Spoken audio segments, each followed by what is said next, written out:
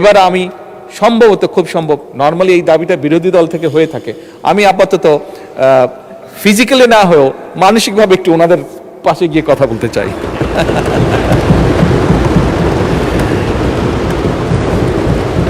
মাননীয় স্পিকার, এবার আমি প্রস্তাবিত বাজেটে কয়েকটা বিষয়, প্রস্তাবিত বিধান এবং কয়েকটি ক্ষেত্রে ভ্যাট কমানোর জন্য মাননীয় অর্থ এবং পরিকল্পনা মন্ত্রীর দৃষ্টি আকর্ষণ করতে চাই।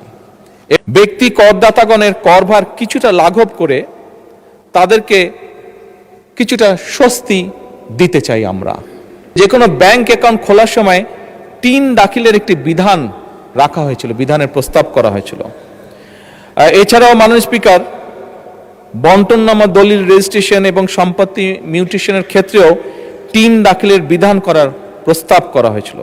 আমি মাননীয় অর্থ পরিকল্পনা মন্ত্রীকে অনুরোধ জানাবো যে এই বিষয়টিও যাতে প্রত্যাহার করা হয়। মাননীয় প্রধানমন্ত্রী বিরোধী দলের পক্ষে ভূমিকা পালন করার জন্য তাকে বিশেষভাবে ধন্যবাদ। এখন আমি মাননীয় সংসদ নেতা এবং প্রধানমন্ত্রীকে তার বক্তব্য রাখার জন্য আহ্বান জানাচ্ছি।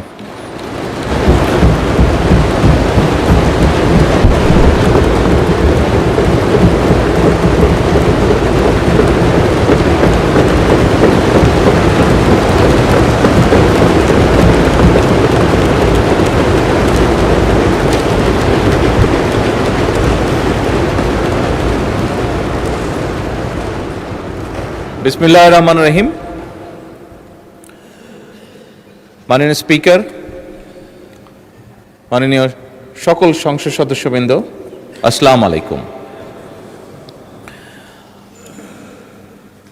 মাননীয় স্পিকার, শুরুতেই আমি প্রথমেই আজকে আমার সকল সংসদ সদস্য সহকর্মীবৃন্দকে ধন্যবাদ জানাতে চাই।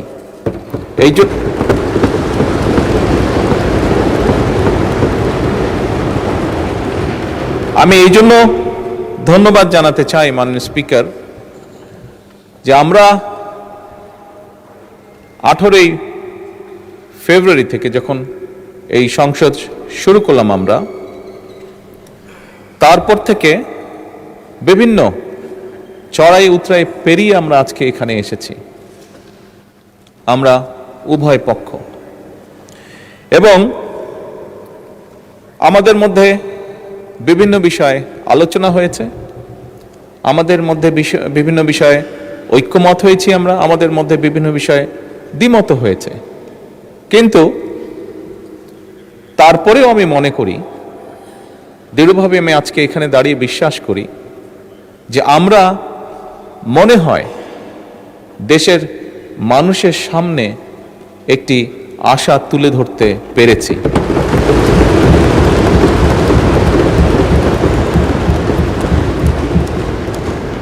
সম্মানিত বিরোধী দলীয় নেতা ওনার বক্তব্যে একটি কথা বলেছেন, খুব স্বাভাবিকভাবে আমরা যদি সকলে একমতই হতাম তাহলে তো একজন ব্যক্তিই কথা বললেই হতো, সবার বিভিন্ন বিষয়ে আলোচনা করার প্রয়োজন হতো না। আমরা বিভিন্ন বিষয়ে আলোচনা করেছি, আমরা মতামত এক্সচেঞ্জ করেছি, ওপিনিয়ন এক্সচেঞ্জ করেছি আমরা, কিন্তু তারপরেও আমার মনে হয় ধীরে ধীরে আমরা জাতির সামনে মনে হয় একটি আশার আলো তুলে ধরতে সক্ষম হয়েছে।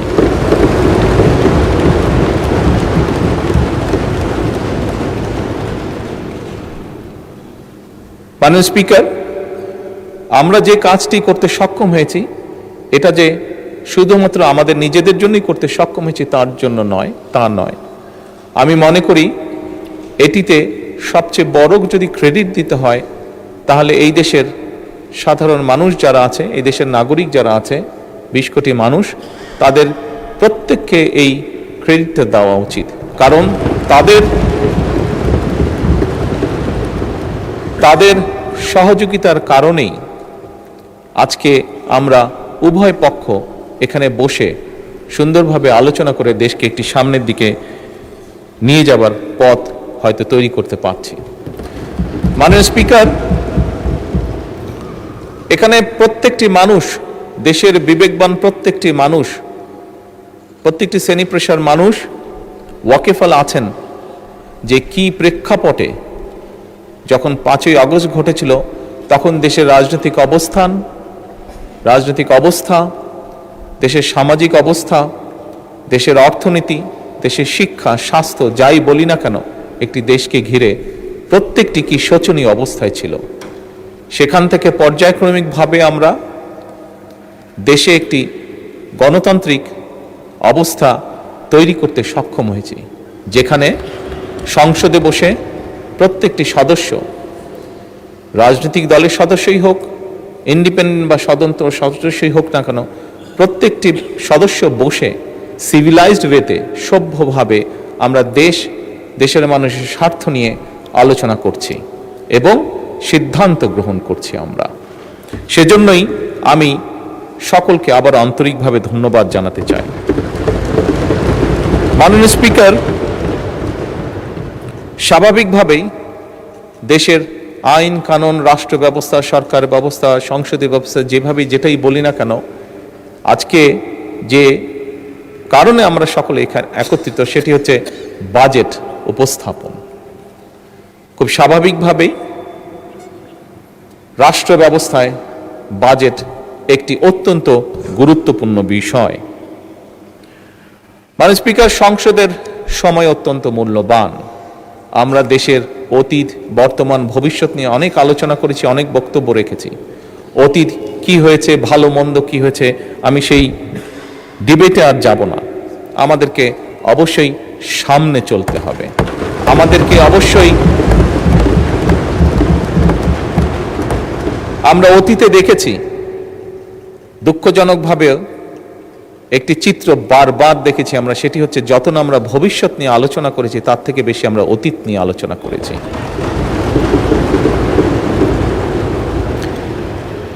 মাননীয় স্পিকার, আমি মনে করি আজকে দেশের প্রত্যেকটি মানুষ চায় যে আমরা ভবিষ্যৎ নিয়ে কথা বলবো।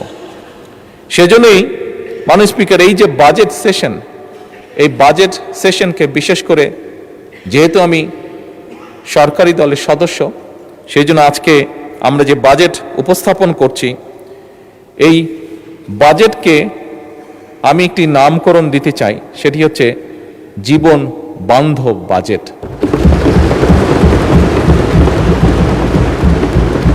মাননীয় স্পিকার, বাস্তবতা হচ্ছে খুব স্বাভাবিকভাবে, যেহেতু বাজেটটি সরকারি দল উপস্থাপন করছে, আমরা স্বাভাবিকভাবেই চেষ্টা করব যে একটি সুন্দর, একটি স্বাভাবিক, একটি বাস্তবমুখী বাজেট উপস্থাপন করার জন্য।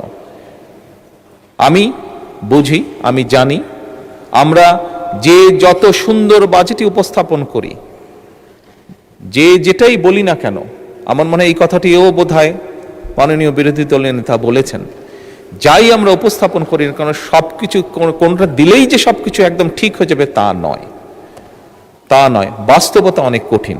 তারপরে বিভিন্ন বিষয় বিবেচনা করে মাননীয় স্পিকার, যে বাজেটটি আমরা এখানে উপস্থাপন করেছি, সেটি অবশ্যই আমরা চেষ্টা করেছি আমাদের সর্বোচ্চ দিয়ে, আমাদের সর্বোচ্চ বুদ্ধি, বিবেক, জ্ঞান দিয়ে আমরা চেষ্টা করেছি এমন একটি বাজেট উপস্থাপন করতে, যেই বাজেটটি শ্রেণী পেশা, সমাজের সকল মানুষ কিছুটা হলেও স্বস্তির শ্বাস ফেলতে পারে। মাননীয় স্পিকার, এই বাজেটটি যেদিন উপস্থাপন করা হয়, মাননীয় অর্থমন্ত্রী যখন বাজেটটি উপস্থাপন করেছিলেন, অনেকগুলো বিষয়ের মধ্যে আমরা দেখেছিলাম, সেদিন আমাদের বোনেরা একটি বিষয়ে জানার পরে অত্যন্ত জোরালোভাবে শুভেচ্ছা জানিয়েছেন উভয় পক্ষের।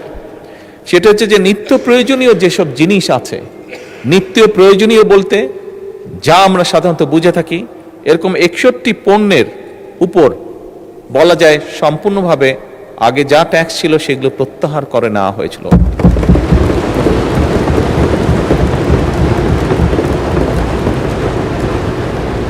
মাননীয় স্পিকার, এটি আমি গৌরব করে বলতে চাই না, তবে বাস্তবতার ভিত্তিতে বলতে চাই, এবং তার জন্য সর্বোপরি আমি প্রথমেই আল্লাহ রব্বুল আলমিনের দরবারে শুকরিয়া আদায় করতে চাই যে এই শুল্ক প্রত্যাহার করার ফলে আমরা অতীতে খেয়াল করেছি যে বাজেট উপস্থাপনের আগে এবং বাজেট উপস্থাপনের পরে, আগে পরে দুদিক দিয়েই অনেক নিত্য প্রয়োজনীয় জিনিসের দাম হঠাৎ করে কোনো কারণ ছাড়া বেড়ে যেত। তবে আলহামদুলিল্লাহ, আল্লাহর রহমতে এবছর আমরা সেরকম কোনো দৃশ্য দেখিনি।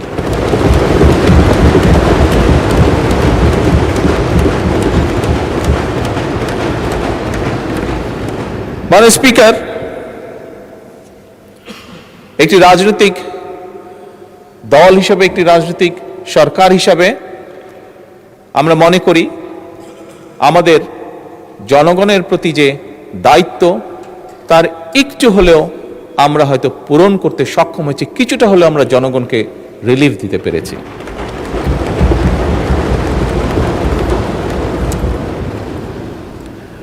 মাননীয় স্পিকার, আমাদের সকলের জানা আছে, গতকালকে এখানে বিরোধী দলের চিফ হুইপ ওনার বক্তব্যে উনি উল্লেখ করেছিলেন যে কোন প্রেক্ষাপটে এই সংসদ, এই সরকার গঠিত হয়েছে। মাননীয় স্পিকার, আমরা সরকার পরিচালনার দায়িত্ব যখন গ্রহণ করেছিলাম, আমরা একটি ভঙ্গুর অর্থনীতি পেয়েছিলাম। তার ভিতরে দুর্নীতি, লুটপাট, অব্যবস্থাপনা এবং স্বার্থ সংশ্লিষ্ট বা ভুল নীতির কারণে দেশের অর্থনৈতিক খাত বলা যায় সম্পূর্ণভাবে ধ্বংসস্তূপ হয়ে গিয়েছিল, ধ্বংসপ্রাপ্ত হয়ে গিয়েছিল। এর বাইরে তো যেই কথাটি মাননীয় বিরোধী দলের নেতাও বলেছেন, হাজার হাজার কোটি টাকা পাচার হয়েছিল, জাতীয় আন্তর্জাতিকভাবেও যেটি স্বীকৃত। মাননীয় স্পিকার, দেশের উৎপাদন এবং বিনিয়োগ প্রায় স্থবির হয়ে পড়েছিল। ইনফ্লেশন বা মূল্যস্ফীতি কি অবস্থায় পৌঁছে গিয়েছিল আজ থেকে 2-2.5 বছর আগে, সেটি বোধহয় আমরা সকলেই হাড়ে হাড়ে টের পেয়েছিলাম। মাননীয় স্পিকার, পুঁজি বাজার অর্থনীতির সাথে সংশ্লিষ্ট একটি অত্যন্ত গুরুত্বপূর্ণ সেক্টর। এই সেক্টরে এমন অবস্থা গিয়েছে, সর্বস্ব হারিয়ে মানুষ আত্মহত্যাও করেছিল। অথচ কোটি সংখ্যক মানুষ কিভাবে অসহায় মানুষের অর্থকে আত্মসাৎ করেছিল। বৈদেশিক মুদ্রার রিজার্ভ হাজার কোটি টাকা পাচারের মাধ্যমে এবং অপচয়ের মাধ্যমে বৈদেশিক মুদ্রার রিজার্ভ কি ভয়াবহ অবস্থায় পৌঁছেছিল, সেটি নিশ্চয়ই কারো অজানা নয়। মাননীয় স্পিকার, টাকার যে এক্সচেঞ্জ বা হার হ্রাস, এটি 40% নেমে গিয়েছিল।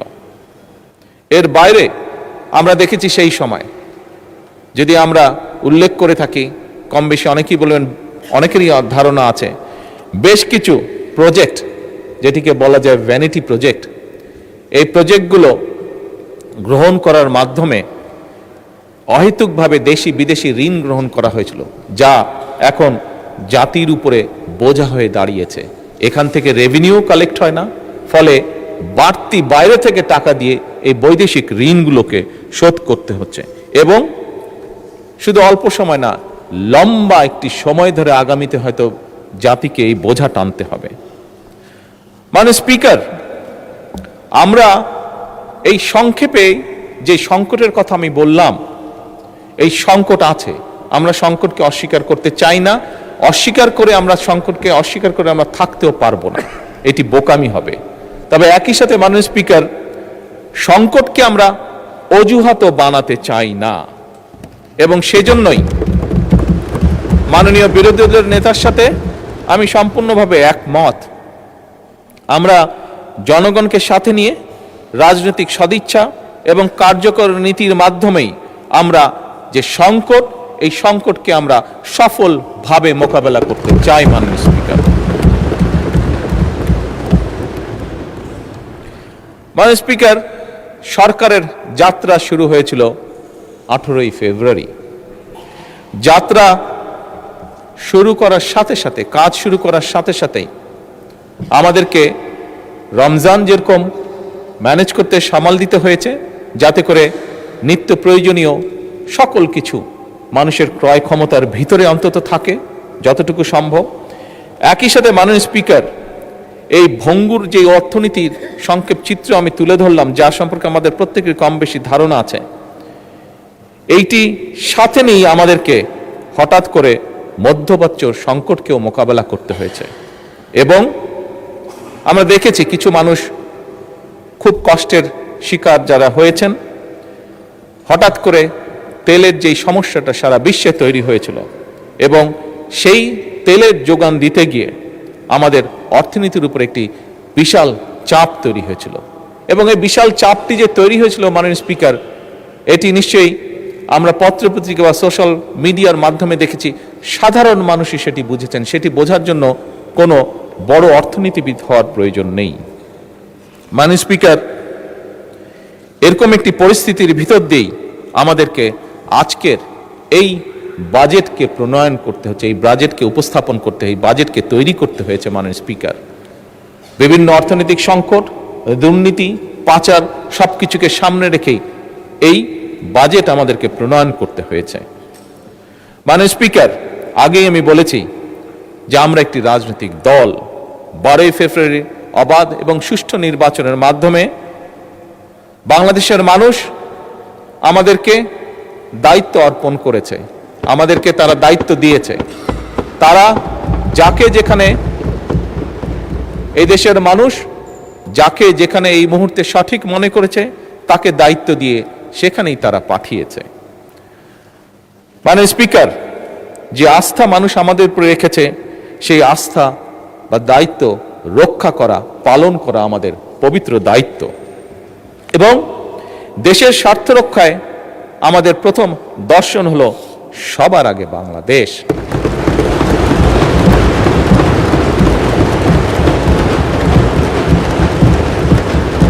মাননীয় স্পিকার, দেশের স্বার্থ রক্ষায় যেমন আমাদের দর্শন সবার আগে বাংলাদেশ, দেশের জনগণের স্বার্থ রক্ষায় আমাদের দর্শন হলো সবার জন্য বাংলাদেশ। এবং এই দর্শনের ভিত্তিতেই মাননীয় স্পিকার, আমরা একটি গণতান্ত্রিক, মানবিক এবং কল্যাণমূলক রাষ্ট্র গঠনের লক্ষ্য নিয়ে 2026 এবং 27-এর অর্থ বছরের বাজেট প্রণয়ন করছি। মাননীয় স্পিকার, স্বাভাবিক জনসংখ্যা বাড়ছে, অর্থনীতি বাড়ছে, মানুষের সকল অবস্থার সিচুয়েশনের পরিবর্তন ঘটছে এবং স্বাভাবিকভাবেই প্রয়োজনীয়তা অনুযায়ী, বাস্তব প্রয়োজনীয়তা অনুযায়ী বাজেট বড়ই দিতে হয়েছে। বাজেট বড়ই হয়, পৃথিবীর সব দেশেই তাই হয়ে থাকে, বাংলাদেশের ব্যতিক্রম নয়। মাননীয় স্পিকার, আমরা যে বাজেট সেশনে আলোচনা করছি বাজেট, এই আলোচনায় অনেক সদস্য হতেই পারে, হওয়াটাই স্বাভাবিক, যেটা আমরা বলেছি, আমি একমত, বিরোধী দলের নেতার সাথে বিভিন্ন জনের বিভিন্ন মতামত থাকতেই পারে। অনেকে এই বাজেটের আকার নিয়ে বলেছেন আকার হয়তো বড় হয়েছে, প্রশ্ন তুলেছেন বা তাদের কনসার্ন এক্সপ্রেস করেছেন। মাননীয় স্পিকার, মানুষের স্বপ্ন বা অধিকারের পরিধি কিন্তু এই সংখ্যার চেয়ে অনেক অনেক বড়। এবারে বাজেটে মাননীয় স্পিকার, শুধু বার্ষিক এবার যে বাজেট, এই বাজেটটি শুধু বার্ষিক আয় ব্যয়ের হিসাব নয় মাননীয় স্পিকার, বরং বাজেট বাংলাদেশের অর্থনীতিকে একটা নতুন ভিত্তির উপরে আমরা দাঁড় করাতে চাই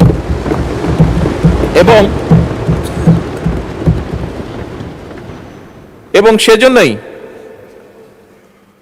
মাননীয় অর্থ এবং পরিকল্পনা মন্ত্রী জাতীয় সংসদে গণতান্ত্রিক, মানবিক ও অন্তর্ভুক্তিমূলক অর্থনীতির অভিযাত্রা শিরোনামে এই বাজেটটিকে উপস্থাপন করেছেন ওনার বক্তব্যে। মাননীয় স্পিকার, এইবার যে আমরা যে বাজেটটি উপস্থাপন করছি, এই বাজেটের অন্য একটি গুরুত্বপূর্ণ লক্ষ্য হচ্ছে অর্থনীতিকে কিছু মুষ্টিমেয় সুবিধাভোগীদের কবল থেকে বের করে নিয়ে এসে সাধারণ নাগরিকের, সকল নাগরিকের এতে অংশগ্রহণ করা এবং এর মাধ্যমে একটি ন্যায়ভিত্তিক, মানবিক, মর্যাদাপূর্ণ এবং অন্তর্ভুক্তিমূলক অর্থনৈতিক ব্যবস্থা গড়ে তোলা। মাননীয় স্পিকার, এবারের বাজেটের অন্যতম 3টি সবচেয়ে গুরুত্বপূর্ণ যে বিষয়, যেটির উপরে আমাদের সরকার জোর দিতে চাইছে, সেটি হচ্ছে প্রথমত দরিদ্র, নিম্ন আয় এবং ঝুঁকিগ্রস্ত মানুষের সামাজিক সুরক্ষা নিশ্চিত করে জীবনযাত্রার যে বোঝা সেটিকে যতটুকু সম্ভব লাঘব করা।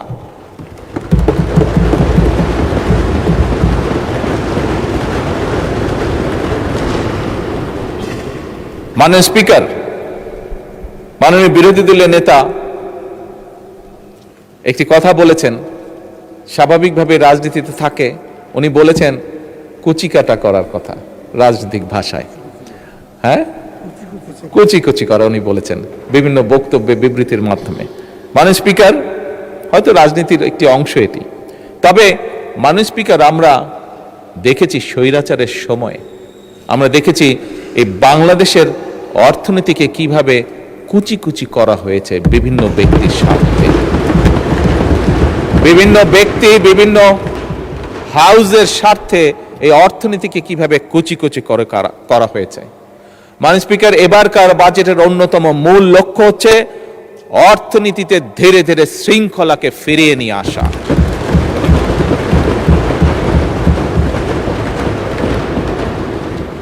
মাননীয় স্পিকার, অন্যতম তৃতীয় যে মূল লক্ষ্য এই বাজেটের, সেই লক্ষ্যটি হচ্ছে যা মাননীয় স্পিকার আপনি জানেন, গত সপ্তাহে আমি দুটি দেশ সফর করে এসেছি, একটি মালয়েশিয়া এবং একটি চীন।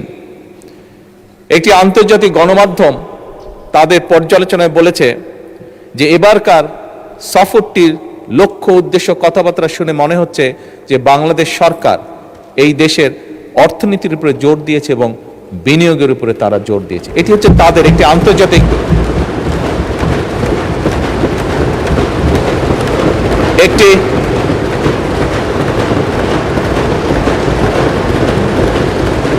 একটি আন্তর্জাতিক গণমাধ্যমের অ্যানালাইসিস। মাননীয় স্পিকার, ওনারা সঠিক বলেছেন, আমাদের তৃতীয় এবং সবচেয়ে গুরুত্বপূর্ণ যে লক্ষ্য এই বাজেটে, সেটি হচ্ছে বিনিয়োগ, উৎপাদন এবং কর্মসংস্থানের যে চাকা, সেটিকে সচল এবং শুধু সচলই নয়, সেটিকে বেগবান করা।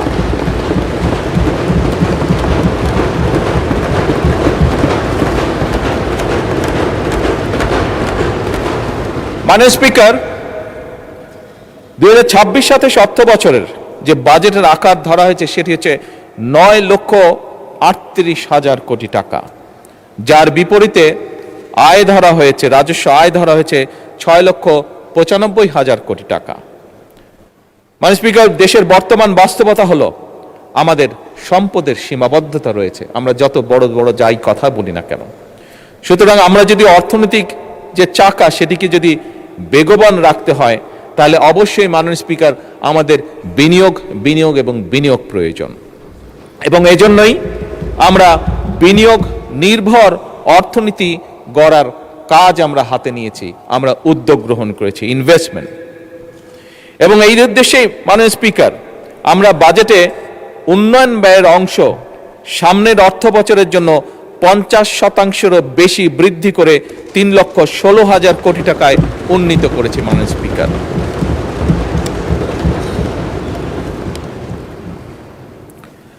আবারও আমি মাননীয় বিরোধী দলের একটি কথাকে কোট করে বলতে চাই যে আমাদের লক্ষ্যই হচ্ছে জনগণের অর্থ জনগণের কল্যাণে, উৎপাদনশীল খাতে ব্যয় হবে, এটিই আমাদের নীতি, এটি আমাদের লক্ষ্য।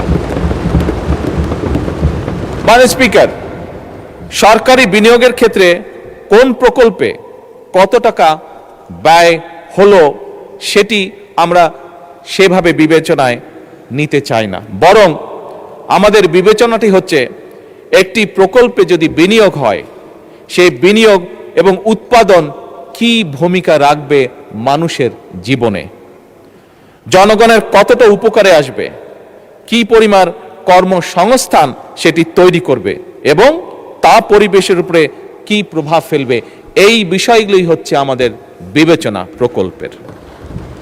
আমাদের অর্থনৈতিক কৌশল 3টি ধাপে আমরা বাস্তবায়ন করতে চাই। মাননীয় স্পিকার, প্রথমটি হচ্ছে পুনরুদ্ধার, উত্তরণ ও পুনর্গঠন। প্রথম ধাপে মাননীয় স্পিকার, অর্থনীতির যে অবনতি, যে ডিক্লাইন যেভাবে করছে, এটিকে ধরে রাখা, ধরে উপরের দিকে নিয়ে আসা, অর্থাৎ এটিকে রোধ করা, মূল্যস্ফীতিকে নিয়ন্ত্রণ করা, বৈদেশিক মুদ্রা ব্যবস্থাপনাকে শক্তিশালী করা, জ্বালানি ও খাদ্য নিরাপত্তা নিশ্চিত করা এবং একটি রাজনৈতিক সরকার হিসাবে একটি মূল যেটি লক্ষ্য হচ্ছে প্রান্তিক জনগোষ্ঠীর সুরক্ষা বৃদ্ধি করা। অর্থাৎ যারা আমাদেরকে ভোট দিয়ে এখানে পাঠিয়েছে তাদের জন্য কাজ করার জন্য তাদের সুরক্ষা বৃদ্ধি করা। মাননীয় স্পিকার, দ্বিতীয় ধাপে আমরা চাই রাজস্ব সংস্কার, ব্যাংকিং খাতের পুনর্গঠন, বিনিয়োগ পরিবেশের উন্নয়ন, রফতানি বহুমুখীকরণ এবং অবশ্যই কর্মসংস্থান সম্প্রসারণ করা। তৃতীয় ধাপে মাননীয় স্পিকার, উৎপাদনশীল, উদ্ভাবন নির্ভর, প্রতিযোগিতা এবং অন্তর্ভুক্তিমূলক অর্থনীতির ভিতকে সুদৃঢ় করা। মাননীয় স্পিকার, আমরা বিশ্বাস করি শুধু জিডিপি প্রবৃদ্ধির হার বাড়লেই প্রকৃত উন্নয়ন হয় না।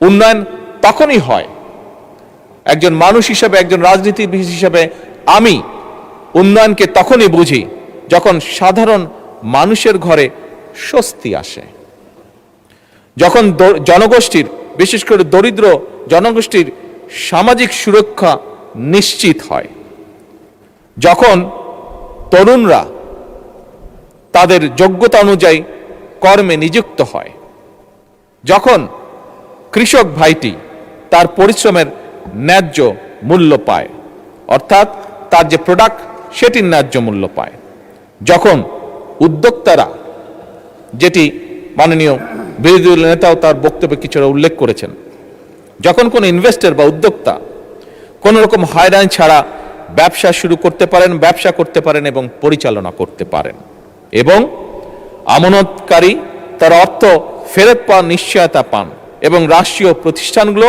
জনগণের কাছে স্বচ্ছ এবং দায়বদ্ধ থাকে। মাননীয় স্পিকার, আমি এটাকেই মনে করি অর্থবহ উন্নয়ন। আমাদের এবারের বাজেটে সেই মানবিক এবং গণতান্ত্রিক অর্থনীতির ভিত্তি নির্মাণের রূপকল্প। মাননীয় স্পিকার, স্বাভাবিকভাবেই অর্থনীতি একটি সিরিয়াস ম্যাটার। আমরা সেই জন্য পরিকল্পনা গ্রহণ করে পরিকল্পনার মাধ্যমে আমরা এগোতে চাই এবং সেজন্যই আমরা এমন একটা অর্থনৈতিক ব্যবস্থা বা অর্থনীতি গড়ে তুলতে চাই যেখানে মাননীয় স্পিকার, ঋণ নয়, উৎপাদন হবে বিনিয়োগ নির্ভর, কাগজে প্রবৃদ্ধি নয় বরং কর্মসংস্থান এবং জনগণের জীবনযাত্রার মান হবে উন্নয়নের বড় সূচক। মাননীয় স্পিকার, বাংলাদেশ, যে বাংলাদেশকে নিয়ে আমরা অনেক কিছু ভাবি, অনেক চিন্তা করি, এমন একটি বাংলাদেশকে আমরা গড়তে চাই, এমন একটি বাংলাদেশকে আমরা গড়ে তুলতে চাই যেখানে আমাদের তরুণরা তারা চাকরির জন্য বছরের পর বছর অপেক্ষা করবে না, বরং তার মেধা, দক্ষতা এবং উদ্যোক্তা দিয়ে তার যে উদ্যমী যেই শক্তিটি আছে সেটি দিয়ে নিজেই নিজের কর্মসংস্থান সৃষ্টি করতে পারবে। এবং মাননীয় স্পিকার, সে কারণেই আপনি খেয়াল করে দেখবেন এবারের বাজেটে আমরা যেটি চেষ্টা করেছি, মাননীয় স্পিকার, 100% সফল এখনো হয়তো আমরা হতে পারিনি, কিন্তু আমরা যে উদ্যোগটা গ্রহণ করেছি, যে চেষ্টা করেছি, সেটি হচ্ছে দেশীয় শিল্পকে বিকাশের জন্য আমরা সব রকম প্রাধান্য দেওয়ার চেষ্টা করেছি এবং একই সাথে মাননীয় স্পিকার, নতুন কর্মসংস্থান যেখানে যে সেক্টরে সৃষ্টি হতে পারে সেটির পথ আমরা সুগম করার চেষ্টা করেছি। মাননীয় স্পিকার, আমাদের লক্ষ্য, আগেও বলেছি মাননীয় স্পিকার, আমাদের লক্ষ্য হচ্ছে একটা বাংলাদেশ তৈরি করে যেটা হবে উৎপাদনমুখী দেশ, রফতানিমুখী এবং উদ্ভাবন নির্ভর অর্থনীতি তৈরি করা আমাদের। এবং এ কারণেই কিন্তু মাননীয় স্পিকার, এখানেও আমি বলেছি, আমাদের শিল্পমন্ত্রী ওনার একটি বক্তব্যে কয়েকদিন আগে বলেছেন, আমরা যে সকল বাস্তবায়নের জন্য এই অর্থনীতির যে গতি চাকা, এটিকে বেগবান করার জন্য মাননীয় স্পিকার আমরা বন্ধ এবং রুগ্ন যে শিল্প কারখানাগুলো আছে সেগুলো চালু করার বিভিন্ন রকম উদ্যোগ আমরা গ্রহণ করেছি মাননীয় স্পিকার। নতুন শিল্প স্থাপনে সহায়তা প্রদানের আমরা চেষ্টা করছি। দেশীয় এবং বিদেশি বিনিয়োগকে আকৃষ্ট করা এবং একই সাথে মাননীয় স্পিকার শিল্প অঞ্চল ভিত্তিক কর্মসংস্থান নতুন সুযোগ যাতে সৃষ্টি করতে পারে সেটাও আমরা চেষ্টা করছি।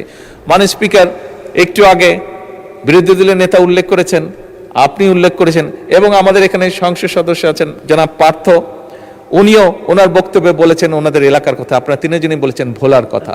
মাননীয় স্পিকার, যেহেতু এই বিষয়টি এসছে, আমি ওদিন বলেছিলাম যে একটি পরিকল্পনা আমাদের আছে, যেহেতু ওখানে গ্যাস পাওয়া গিয়েছে, এনার্জি পাওয়া গেছে, আমরা ওখানে শিল্প পার্ক তৈরি করতে পারি কিনা সেই ব্যবস্থা পরিকল্পনা অলরেডি আমরা গ্রহণ করছি।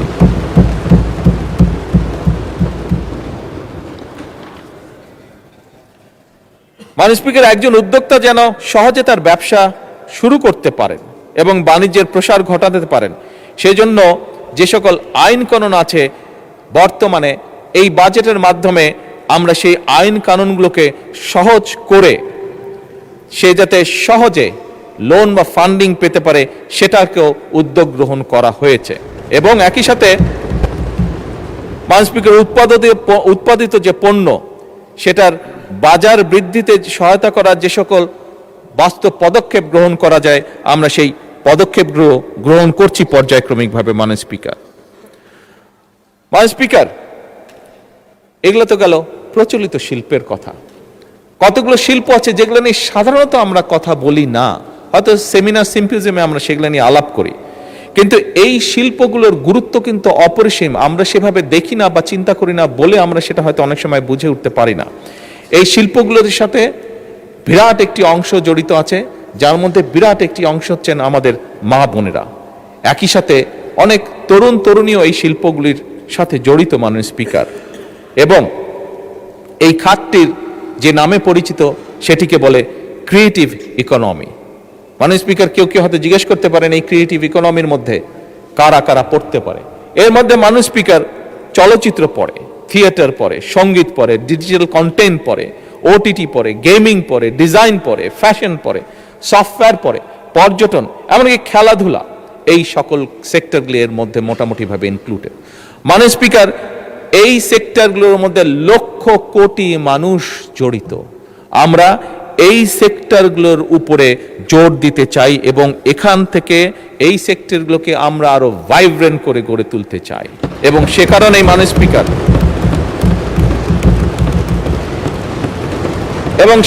মাননীয় স্পিকার, এই খাতগুলোকে আমরা অর্থনীতির মূল ও স্রোতধারায় নিয়ে আসার উদ্যোগ গ্রহণ করেছি, সিদ্ধান্ত গ্রহণ করেছি। মাননীয় স্পিকার, যা আমরা বিশ্বাস করি দেশের শুধু ভিতরের অর্থনীতি নয়, যা আমাদেরকে বৈদেশিক মুদ্রা অর্জনে সহযোগিতা করবে, যা আমাদেরকে অনেক ডাইরেক্ট এবং ইনডাইরেক্ট কর্মসংস্থানের সুযোগ সৃষ্টি করবে। মাননীয় স্পিকার, সরকার একদিকে পেশাদার খেলোয়াড় তৈরি করতে চায়।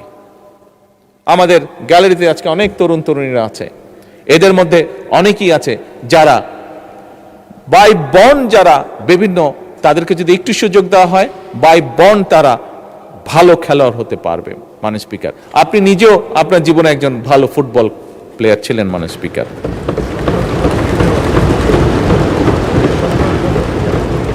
স্পিকার, এই লক্ষ্যে ক্রীড়ার বিভিন্ন ইভেন্টে দেশে বিদেশে সাফল্য অর্জনকারী যে খেলোয়াড় আছে, মাননীয় স্পিকার, এইবারই প্রথমবারের মতন আমরা একটা জাতীয় সম্মানী কাঠামোর আয়তায় এদেরকে নিয়ে এসেছি এবং তাদেরকে আমরা অর্থনৈতিক সহায়তা প্রদান করছি। আমাদের দেশে খুব স্বাভাবিকভাবে মাননীয় স্পিকার একটি সামাজিক একটি পারসেপশন রয়ে গিয়েছে আমাদের মধ্যে যে খেলাধুলা করলে, যদি বেশি খেলাধুলা কেউ করে তাহলে জীবনে সে বড় কিছু হতে পারবে না। কিন্তু মাননীয় স্পিকার, খেলাধুলাও যে একটি প্রফেশন হতে পারে, এটি আমার মনে হয় এই সংসদে বোধহয় আপনি খুব হাতে গোনা দু একজনের মধ্যে আপনি একজন মানুষ যে ভালো করে জানেন যে খেলাধুলা ক্যান বিকাম এ প্রফেশন। এবং আমরা এটিকে, মাননীয় স্পিকার, এটিকে আমরা তুলে ধরতে চাই। এই খেলাধুলার প্রফেশন হতে হবে, এর মাধ্যমে আমরা আমাদের ভবিষ্যৎ প্রজন্মের যারা সদস্য তাদেরকে, যারা এই খেলাধুলায় ভালো তাদেরকে আমরা প্যাট্রোনাইজ করতে চাই, তাদেরকে সেইটাকে পেশা হিসেবে আমরা শক্তিশালীভাবে গড়ে তুলতে চাই। মাননীয় স্পিকার, অপরদিকে দেশে খেলাধুলায় যে শিক্ষা কারিকুলামে আমরা স্পোর্টসকে একটি বিষয় হিসেবে অন্তর্ভুক্ত করতে চাই। আমাদের যে রেগুলার কারিকুলাম আছে তার মধ্যে আমরা স্পোর্টসকে নিয়ে আসতে চাই। এই ব্যাপারে কাজ চলছে, ইনশাল্লাহ আগামী এক বছরের মধ্যে আমরা এটার প্রতিফলন দেখতে পাবো। মাননীয় স্পিকার, নতুন কুড়ি আমরা যারা আছি, আপনারা সহ মাননীয় স্পিকার, যে এইজ গ্রুপটা আছে, আমরা কম বেশি সবাই নতুন কুড়ি শব্দটির সাথে পরিচিত, যেটি শহীদ রাষ্ট্রপতি জিয়াউর রহমান চালু করেছিলেন এই দেশের সেই সময়কার শিশু কিশোর যারা ছিল তাদের ভিতরে যে প্রতিভা ছিল, সেই প্রতিভাগুলো, কালচারাল প্রতিভা যেগুলো ছিল, সেটিকে বের করে নিয়ে আসা, তাদেরকে আরো কনফিডেন্ট ভাবে গড়ে তোলা। মাননীয় স্পিকার, সেই নতুন কুড়িরই চালু হয়েছে এবং নতুন কুড়ির আরেকটি নতুন ভার্সনও আমরা চালু করেছি, সেটি হচ্ছে স্পোর্টস। মাননীয় স্পিকার, আমরা নতুন কুড়িতে যেরকম আমাদের আগামী প্রজন্মরা, ভবিষ্যৎ প্রজন্মরা তাদের কোয়ালিটিসগুলোকে বের করে নিয়ে আসবে, ঠিক খেলাধুলার ক্ষেত্রে আমরা নতুন কুড়ি চালু করেছি। এর মাধ্যমে মাননীয় স্পিকার, এই খাতগুলোর অর্থনীতি একটি নতুন খাত হিসেবে বিকশিত হওয়ার পাশাপাশি এর মাধ্যমে সারা দেশের তরুণদের মধ্যে আয় এবং কর্মসংস্থান সৃষ্টি হবে এবং একই সাথে মাননীয় স্পিকার, দৃঢ়ভাবে আমি বিশ্বাস করি সামাজিক ও সাংস্কৃতিক একত্রতা এবং সংহতি বৃদ্ধি পাবে। মাননীয় স্পিকার, মাননীয় বিরোধী দলীয় নেতা তার বক্তব্যে উল্লেখ করেছেন, আমরা সকলেই জানি যে বাংলাদেশের যে শ্রমবাজার বিদেশে আছে, এটির উদ্যোক্তা ছিলেন শহীদ রাষ্ট্রপতি জিয়াউর রহমান। শহীদ রাষ্ট্রপতি জিয়াউর রহমানের সময় মধ্যপ্রাচ্য সহ, বিশেষ করে মধ্যপ্রাচ্য, পৃথিবীর অন্য দেশ তো অবশ্যই আছে, বাট বিশেষ করে মধ্যপ্রাচ্য এবং মধ্যপ্রাচ্যের বাইরেও বিভিন্ন দেশে সেই সময় বাংলাদেশ থেকে বিভিন্ন শ্রেণী পেশার মানুষ তাদের কর্মসংস্থান নিয়ে সেখানে গিয়েছিল। মাননীয় স্পিকার, শহীদ জিয়ার সেই ধারাবাহিকতাটাকে রক্ষা করে বর্তমান সরকার বৈশ্বিক শ্রমবাজারে আরো বেশি সংখ্যক দক্ষ জনশক্তি জন্য নতুন নতুন বৈদেশিক কর্মসংস্থানের সুযোগ সৃষ্টি করার চেষ্টা করছে। মাননীয় স্পিকার, এবং শুধু তাই নয়, প্রবাসী বাংলাদেশিরা আমরা জানি আমাদের অর্থনীতিতে একটি শক্তিশালী ভূমিকা রাখেন এবং সে কারণে মাননীয় স্পিকার, আমরা কাজ করছি এই যে প্রবাসীরা যখন দেশে ফিরেন তাদের বা বিদেশেই থাকেন, তাদেরকে অনেক সময় অনেক সমস্যার সম্মুখীন হতে হয়। এই সমস্যার সম্মুখীন যেগুলা তারা হন, এইগুলো যাতে কিছুটা হলেও তাদেরকে আমরা রিলিফ দিতে পারি, সেই জন্য মাননীয় স্পিকার, আমরা একটি কার্ডের উপরে কাজ করছি, যেটির নাম আমরা দিয়েছি প্রবাসী কার্ড, এবং এই কার্ডের মাধ্যমে আমরা তাদেরকে তাদের যে প্রাত্যহিক যে সমস্যাগুলো, সেগুলো কিভাবে তাদেরকে রিলিফ দেওয়া যায়, সেখানে সেই ব্যবস্থাটি আমরা রাখছি। মাননীয় স্পিকার, যে কোনো দেশের অর্থনীতি বিদ্যুৎ ও জ্বালানির উপরে ভীষণভাবে নির্ভরশীল, যে দেশের কথাই বলি না কেন। মাননীয় স্পিকার, তাই জ্বালানি নিরাপত্তা নিশ্চিত করা শুধু একটা অর্থনৈতিক বিষয় নয়, বরং এটির সাথে জাতীয় নিরাপত্তা ও ভবিষ্যৎ উন্নয়ন ভিত্তি এটা। মাননীয় স্পিকার, বর্তমান সরকার দায়িত্ব গ্রহণের সময় এমন একটি জ্বালানি খাত পেয়েছে, যেটি নিয়ে গতকালকে আমরা এই সংসদে আলোচনা করেছি, যেই খাতের মাননীয় স্পিকার সীমাহীন দুর্নীতি ঘটেছে, সীমাহীন এমন দুর্নীতি ঘটেছে মাননীয় স্পিকার, ঘটনাগুলো শুনলে জানলে রীতিমতন গা শিউরে ওঠে, কিভাবে এই দেশের জনগণের অর্থর অপচয় করা হয়েছে। দীর্ঘদিনের ভুল ও প্ল্যানহীন বা অপরিকল্পিত সিদ্ধান্ত অথবা উদ্দেশ্যমূলক ব্যয়বহুল চুক্তি এবং দেশীয় অনুসন্ধানে চরমভাবে অবহেলা করা হয়েছে। বিভিন্ন বিদেশি কোম্পানিকে বিভিন্ন ফিল্ডগুলো দিয়ে দেওয়া হয়েছে, আমাদের নিজেদের যে বাপেক্স আছে সেটিকে কোনো রকম উৎসাহ দেওয়া হয়নি, সেটির জন্য কোনো রকম কাজ করা হয়নি, শুধুমাত্র নিজেদের স্বার্থে, রাজনৈতিক স্বার্থে, ক্ষমতা ধরে রাখার স্বার্থে বিদেশি কিছু কোম্পানিকে সেই সুযোগগুলো দেওয়া হয়েছিল। মাননীয় স্পিকার, এই খাত বহুমাত্রিক সংকটে নিমজ্জিত। বর্তমান সরকার জ্বালানি খাতে শৃঙ্খলা প্রতিষ্ঠা করতে সব রকমের উদ্যোগ গ্রহণ করেছে।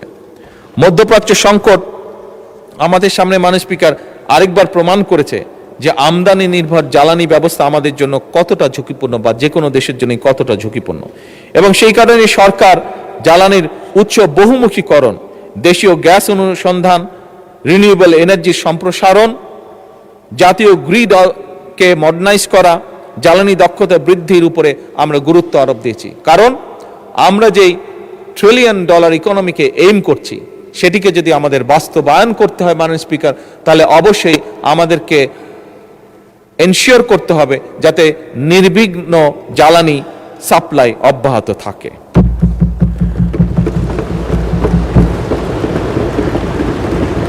মাননীয় স্পিকার, বাংলাদেশ একসময় বাংলাদেশের অর্থনীতি বলতে প্রথমেই যেই চিত্রটি বা যেই সেক্টরটি আমাদের সামনে উঠে আসতো সেটি হচ্ছে কৃষি। এই অর্থনীতিকে, কৃষি নির্ভর যে অর্থনীতি আমাদের, এটিকে চাঙ্গা রাখার কোনো এছাড়া আমাদের কোনো বিকল্প আমাদের সামনে নেই। এবং সেজন্যই মাননীয় স্পিকার, কৃষি এবং কৃষককে বাঁচানোর জন্য এই সরকার যতটুকু যা যা করা প্রয়োজন একটি সরকারের পক্ষে আমরা আমাদের অবস্থান থেকে চেষ্টা করছি প্রত্যেকটি ব্যবস্থা গ্রহণ করার জন্য। এবং সে কারণেই মাননীয় স্পিকার, সে কারণেই নিশ্চয়ই এখানে আপনি সহ সকল সংসদ সদস্যের মনে আছে, নির্বাচনের সময় আমরা এই দেশের কৃষক ভাইদের কাছে একটি ওয়াদা করেছিলাম যে আমরা যদি সরকার গঠনে সক্ষম হই তাহলে সেই সময় 10,000 টাকা পর্যন্ত কৃষি ঋণ যাদের ছিল সুদ সহ সেই ঋণ আমরা মওকুফ করব। মাননীয় স্পিকার, আল্লাহ রাব্বুল আলামিনের কাছে অশেষ কৃতজ্ঞতা প্রকাশ করি। আল্লাহ রাব্বুল আলামিন আমাদেরকে সেই সুযোগটা দিয়েছেন এবং সরকার গঠন করার প্রথম সপ্তাহে প্রথম ক্যাবিনেট মিটিংয়েই আমরা সিদ্ধান্ত গ্রহণ করে 10,000 টাকা পর্যন্ত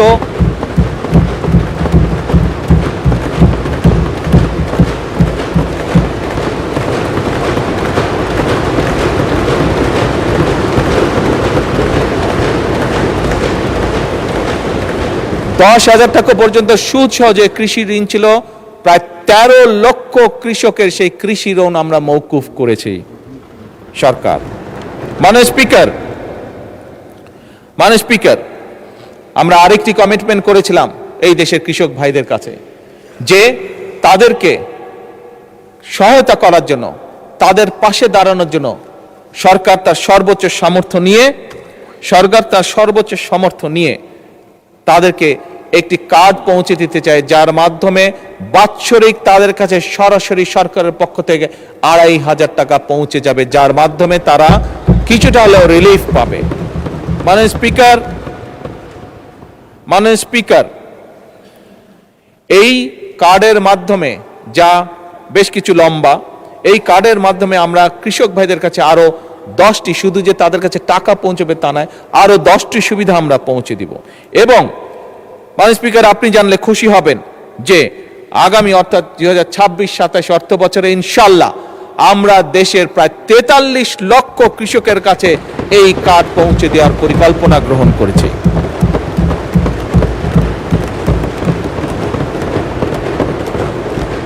মাননীয় স্পিকার, কৃষির ব্যাপারে সংক্ষেপে আপনার সামনে তুলে ধরলাম, এই সংসদের সামনে তুলে ধরলাম। কৃষির সাথে আরেকটি বিষয় ওতপ্রোতভাবে জড়িত। শুধু কৃষি বা কেন বলি, আমাদের সকালে ঘুম থেকে উঠে রাতে ঘুমানো যাওয়া পর্যন্ত যেই বিষয়টি একটি জড়িত, সেটি হচ্ছে দেশের পানি। মাননীয় স্পিকার, দেশে দীর্ঘদিন ধরে নদী খনন, পানি সংরক্ষণ, বন্যা নিয়ন্ত্রণ, নদী ভাঙন প্রতিরোধ, আন্তঃনদী ব্যবস্থায় সমন্বিত পরিকল্পনা একটি অভাব ছিল বা আছে, আমি বলবো এখনো বিদ্যমান আছে। মাননীয় স্পিকার, সুতরাং নদীর যে নাব্যতা, প্রায় আমরা দেখি নদীগুলোতে হয় বন্যা হচ্ছে অথবা নদীগুলোতে পানি শুকিয়েছে, সবকিছু মিলে নদীর যে নাব্যতা, এটি ফিরিয়ে এনে, এগুলোকে খনন করার মাধ্যমে এগুলোকে ফিরিয়ে এনে দেশে বন্যা খরা থেকে মুক্ত রেখে, একই সাথে মাননীয় স্পিকার, সারা বছর যাতে আমাদের কৃষক ভাইরা, মাননীয় স্পিকার, আমি এমন জায়গায়ও গিয়েছি যেখানে বর্ষাকালেও, যেখানে পানি থই থই করে বর্ষাকালে, সেখানেও আমরা দেখেছি অনেক খালে পানি থই থই করছে, কিন্তু খাল থেকে কিছু দূরে কৃষক পানির অভাবে তার জমিতে সেচ দিতে পারছে না। সেজন্যই মাননীয় স্পিকার, সারা বছর যাতে কৃষক সেচ সুবিধা নিশ্চিত রাখতে পারে, তার জন্য বর্তমান সরকার পুনরায় যেখানে সম্ভব নদীগুলো, যে সকল নদী পসিবল সেই নদীগুলো এবং খালগুলোকে খনন এবং পুনর্খননের কাজ এরই ভিতরে শুরু করেছে। মাননীয় স্পিকার, আগামী 5 বছরে আমাদের পরিকল্পনা সমগ্র বাংলাদেশে ইনশাল্লাহ আমরা 20,000 কিলোমিটার খাল খনন করব এবং মাননীয় স্পিকার, এরই মধ্যে 20,000-এর মধ্যে গত 3 মাসে আমরা প্রায় 900 কিলোমিটার খাল পুনর্খনন এবং খনন করেছি। কিছু কিছু ক্ষেত্রে মাননীয় স্পিকার আমরা কমপ্লেন পেয়েছি, সেগুলোকে আমরা দেখছি, দরকার হলে সেগুলো আবার আমরা হাতে নিব সেই কাজগুলো। মাননীয় স্পিকার, আমাদের সংসদ সদস্যরা বিশেষ করে দেশের উত্তরাঞ্চল থেকে যে সকল সংসদ সদস্য নির্বাচিত হয়েছেন, সেটি রাজশাহী হোক অথবা সেটি রংপুর বিভাগ হোক না কেন, প্রত্যেকেরই দুটি বড় কনসার্ন হচ্ছে পানি, পদ্মা, তিস্তা। মাননীয় স্পিকার, বিএনপি সরকার বরাবরই কৃষি বা কৃষি বান্ধব সরকার। বিএনপি সরকার যখনই সুযোগ পেয়েছে দেশ পরিচালনার, সকল সময় নিশ্চিত করার চেষ্টা করেছে যে আমরা দেশের মানুষের পানি যাতে নিশ্চিত রাখতে পারি, পানির প্রবাহ। এবং সে কারণে মাননীয় স্পিকার, বর্তমান সরকার পদ্মা ব্যারেজ নির্মাণের উদ্যোগ গ্রহণ করেছে, যা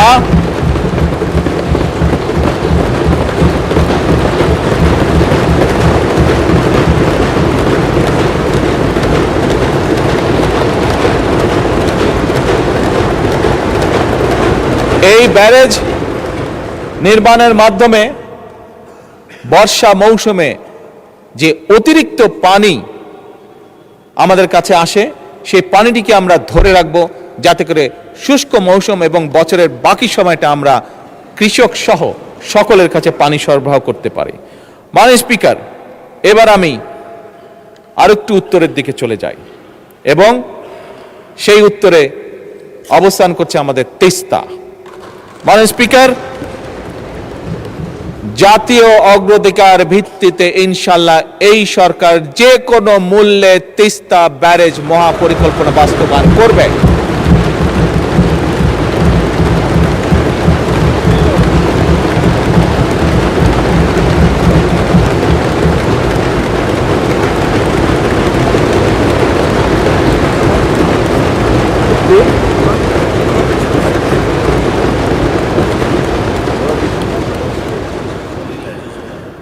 মাননীয় স্পিকার, একটি দেশের জন্য শিক্ষিত, দক্ষ এবং নৈতিক মূল্যবোধ সম্পন্ন মানুষ হচ্ছে সবচেয়ে বড় সম্পদ একটি দেশের জন্য।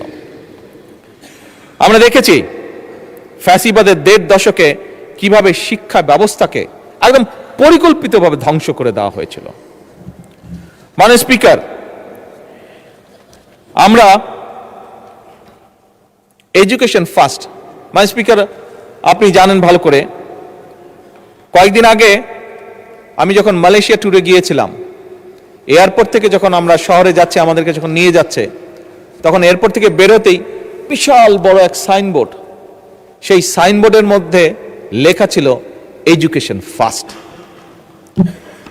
মাননীয় স্পিকার, এই নীতিতে তারা বিশ্বাস করে, বোঝা গেল তাদের যে পরিবর্তন, সেই পরিবর্তন এ কারণেই, কারণ তারা বিশ্বাস করে এডুকেশন ফার্স্ট।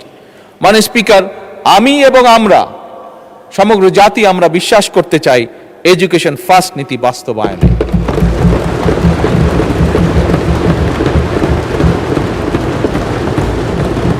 এবং সে কারণে মাননীয় স্পিকার, প্রস্তাবিত বাজেটে বর্তমান সরকার দেশের ইতিহাসে শিক্ষা খাতে সবচাইতে বেশি বরাদ্দ রেখেছে এবং মাননীয় স্পিকার, আগামী অর্থ বছরে শিক্ষা খাতে বরাদ্দ জিডিপির 2% উন্নীত করার প্রস্তাব করা আছে। এবং মাননীয় স্পিকার, আমরা আমাদের সর্বোচ্চ চেষ্টা দিয়ে, বর্তমান সরকার সর্বোচ্চ চেষ্টা দিয়ে, আমাদের লক্ষ্য থাকবে আগামী 5 বছরে শিক্ষা খাতের বিনিয়োগ জিডিপির 5% উন্নীত করা।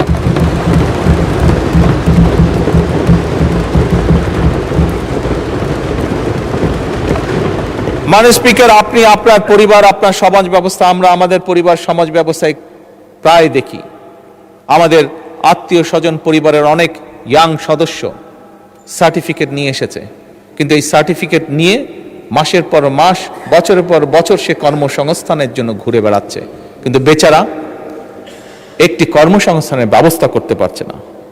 মাননীয় স্পিকার, আমরা এই সার্টিফিকেট সিস্টেম, হ্যাঁ সার্টিফিকেট অবশ্যই থাকবে, কিন্তু এই সার্টিফিকেটে নির্ভর যে শিক্ষা সিস্টেম, এটির আমরা পরিবর্তন করতে চাই মাননীয় স্পিকার। এবং এই পরিবর্তনের মাধ্যমে মাননীয় স্পিকার, আমরা কারিগরি শিক্ষার মাধ্যমে একটি কর্মমুখী শিক্ষা ব্যবস্থা গড়ে তুলতে চাই, যেখানে একজন তরুণ, একজন যুবক শুধু সার্টিফিকেটের উপরে নির্ভরশীল থাকবে না, বরং তার এমন কোয়ালিটি থাকবে যেটার মাধ্যমে সে নিজে কনফিডেন্ট থাকবে যে শুধু সার্টিফিকেট আছে এটাই তার ভরসা হবে না, তার নিজের যোগ্যতা, তার নিজের কোয়ালিফিকেশনের উপরে তার নির্ভরতা থাকবে, তার আত্মবিশ্বাস থাকবে এবং সে নিজের পায়ে জীবনে উঠে দাঁড়াতে পারবে। এবং সে কারণে মাননীয় স্পিকার, আমরা ক্লাস 6 থেকে পর্যায়ক্রমিকভাবে কারিগরি শিক্ষা, বাংলা এবং ইংরেজির পাশাপাশি তৃতীয় ভাষা শিক্ষা আমরা ইন্ট্রোডিউস করতে চাই। মাননীয় স্পিকার, আমার চায়না সফরে আমি সেই দেশের সরকারকে বলেছি যে আমরা চাই, কারণ স্বাভাবিকভাবে তাদের অর্থনীতির পরিধি বাড়ছে এবং তাদের প্রয়োজন হচ্ছে, এখন তাদের দেশে অনেকগুলো বিজনেস সাবজেক্ট আছে যেখানে তাদের মানুষরা আজ কাজ করে না, কারণ তাদের লাইফ স্ট্যান্ডার্ড বেড়ে গিয়েছে। তাদের বিদেশ থেকে আস্তে আস্তে এমন পরিস্থিতি আছে যে মধ্যপ্রাচ্যের মতন তারাও বিদেশ থেকে মানুষ নিতে চাইছে, যে সেই কাজগুলো তারা করবে। এবং মাননীয় স্পিকার, আমি যখন তাদেরকে এ কারণেই তাদেরকে যখন বলেছি যে আমরা চাই আমাদের ছেলে মেয়েদেরকে ম্যান্ডারিন ল্যাঙ্গুয়েজ শেখাতে, তারা অত্যন্ত খুশি হয়েছে এবং তারা বলেছে তারা তাদের ল্যাঙ্গুয়েজ তারা এখানে শিখাবে। মাননীয় স্পিকার, আমি যা দেখে এসেছি, আমার সফরে আমি যা দেখে এসেছি, যে আমরা যদি আমাদের সন্তানদেরকে তৃতীয় ভাষা হিসেবে কয়েকটি ভাষার মধ্যে যদি, যেহেতু আসলে আমি মাত্র চায়না থেকে এসেছি সেই জন্যই ম্যান্ডারিনের কথাটি বলেছি, এই ভাষা আমরা শিখাতে পারি, আমি ব্যক্তিগতভাবে দৃঢ়ভাবে বিশ্বাস করি আমাদের প্রজন্মের বহু মানুষকে আমরা সুন্দর একটি ভবিষ্যৎ তৈরি করে দিতে সক্ষম হব। মাননীয় স্পিকার, একই সাথে মাননীয় স্পিকার, শুধু ম্যান্ডারিন না, এর বাইরে জাপানিজ আছে, এর বাইরে আমরা ফ্রেঞ্চ আছে, জার্মান আছে, অ্যারাবিক আছে, এই ভাষাগুলো আমরা ইন্ট্রোডিউস করতে চাইছি মাননীয় স্পিকার, থার্ড ল্যাঙ্গুয়েজ হিসাবে। এর বাইরে মাননীয় স্পিকার, ক্রীড়া ও শিক্ষা সংস্কৃতির বিকাশ, আনন্দময় প্রযুক্তি নির্ভর শিক্ষা, one teacher one tab, multimedia classroom, বিনামূল্যে ওয়াইফাই, এই সকল কিছু, একই সাথে প্রাইমারি স্কুলে বাচ্চাদের জন্য স্কুল ড্রেস, এই সবগুলো বিষয় আমরা পর্যায়ক্রমিকভাবে আমাদের শিক্ষা ব্যবস্থাকে, আমাদের শিক্ষার্থীদেরকে, আমাদের ভবিষ্যৎ প্রজন্মদেরকে শক্তিশালীভাবে, দৃঢ়ভাবে, কনফিডেন্টভাবে গড়ে তোলার জন্য এই বাজেটে আমরা এই পদক্ষেপগুলো রেখেছি, যা আমরা পর্যায়ক্রমিকভাবে ধীরে ধীরে বাস্তবায়ন করব ইনশাআল্লাহ।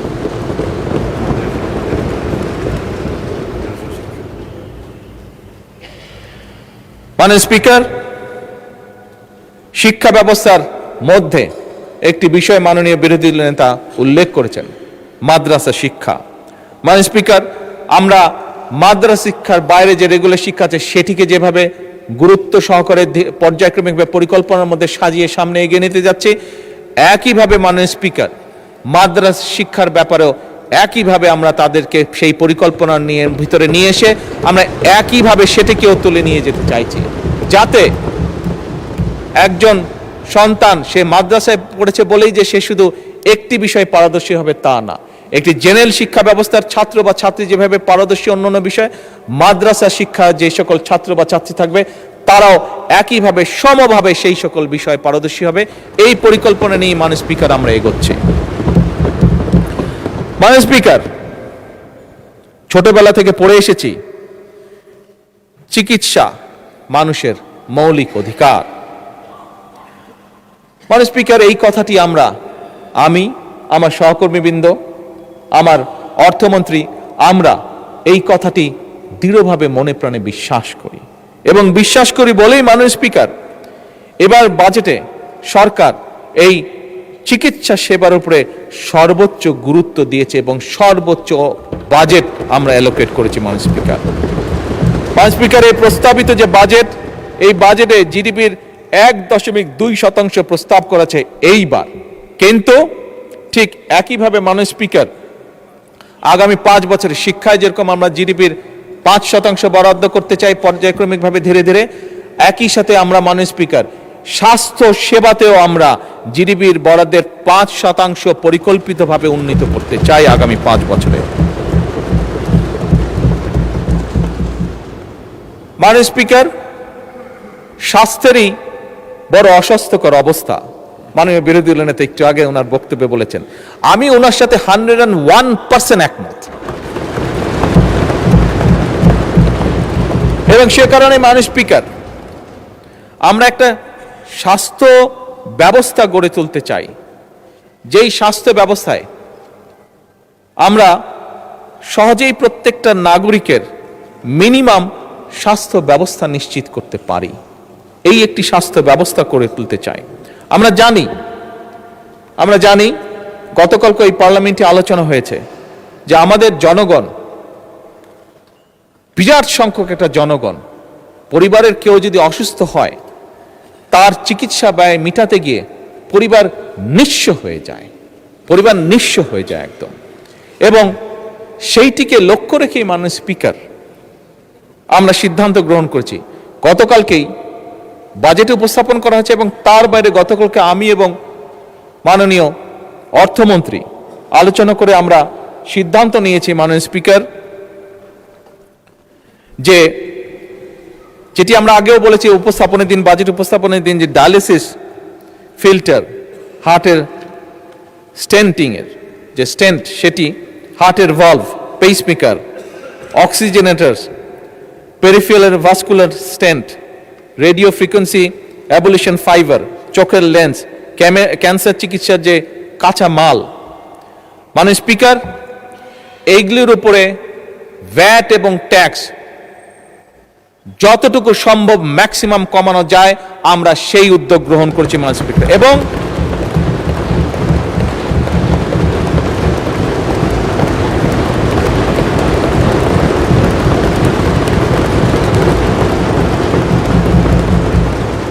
এর ফলে আমরা মাননীয় স্পিকার হিসাব করে দেখেছি, একজন মানুষের যদি এখন হার্টে স্টেন্ট করতে 1 লক্ষ টাকা লাগে, এই আগামী পরশুদিন থেকে মাননীয় স্পিকার এই বাজেট পাস হওয়ার সাথে সাথে সেই খরচটি নেমে অলমোস্ট 50%, অর্থাৎ 50% চলে আসবে।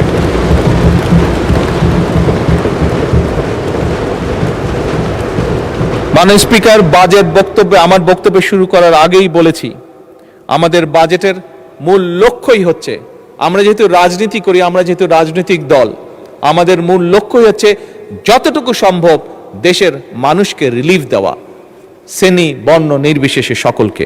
এবং সেটির প্রতিফলন মাননীয় স্পিকার আপনি চিকিৎসা খাতে দেখলেন। মাননীয় স্পিকার, চিকিৎসা যে ব্যয়, এই ব্যয়টি কমানোর পাশাপাশি আরেকটি বিষয় আমরা জোর দিয়েছি। এখানে মাননীয় বিরোধী দলের নেতা আছেন, ওনার সাথে আমার প্রথম লন্ডনে দেখা হয়েছিল আজকে থেকে প্রায় 5 বছর আগে। ওনার পরিবারের সদস্যরাও লন্ডনে থাকেন, উনি নিজে একজন চিকিৎসক, খুব সম্ভবত ওনার মেয়েও বোধহয় চিকিৎসক, আমি যতটুকু জানি। ছেলে চিকিৎসক, ওনার সবাই চিকিৎসক। আচ্ছা, ভেরি গুড।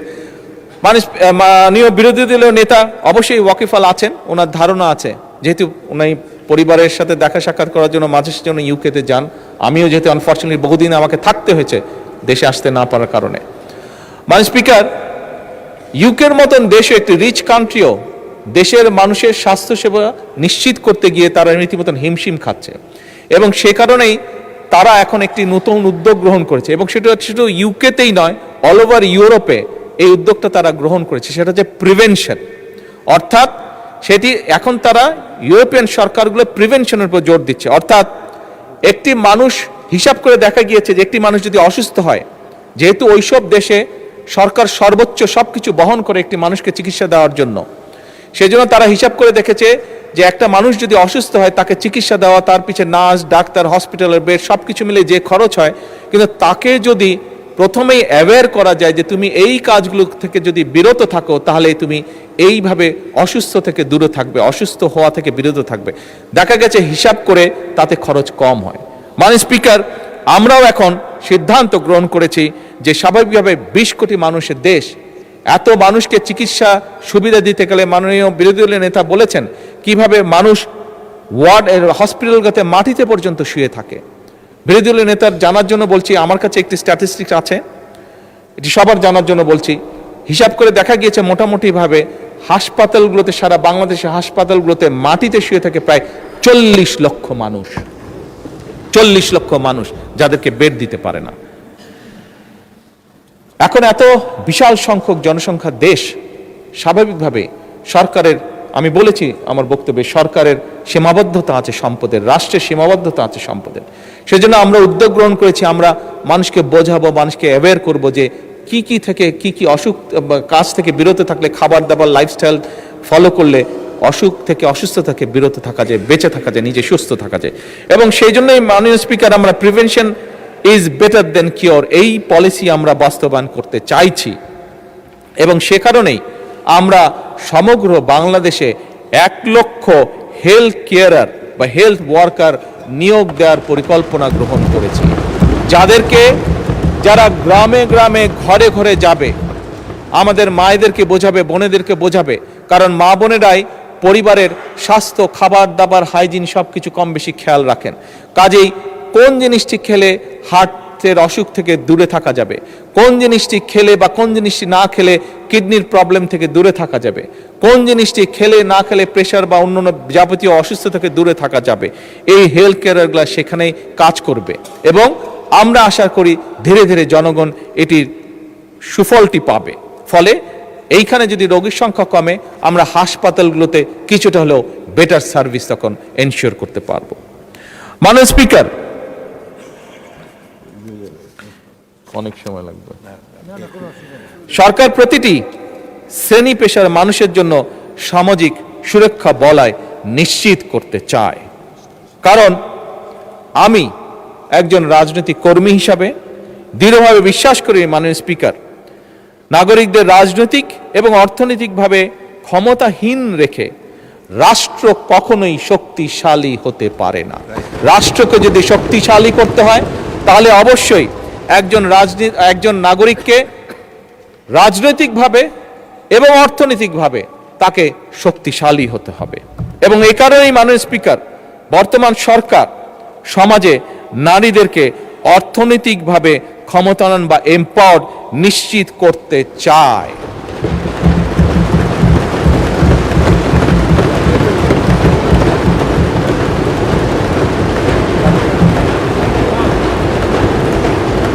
গতকাল আমাদের বিরোধী দলীয় একজন বন্ধু বলেছেন তার বক্তব্যে যে ফ্যামিলি কার্ড বাদ দেন, কর্মসংস্থানের ব্যবস্থা করান। আমি আমার সেই বিরোধী দলীয় সহকর্মীর উদ্দেশ্যে বলতে চাই, আপনি একটু অপেক্ষা করুন, একটু ধৈর্য দেখুন। এই ফ্যামিলি কার্ড বহু কর্মসংস্থানের তৈরি করবে ইনশাআল্লাহ।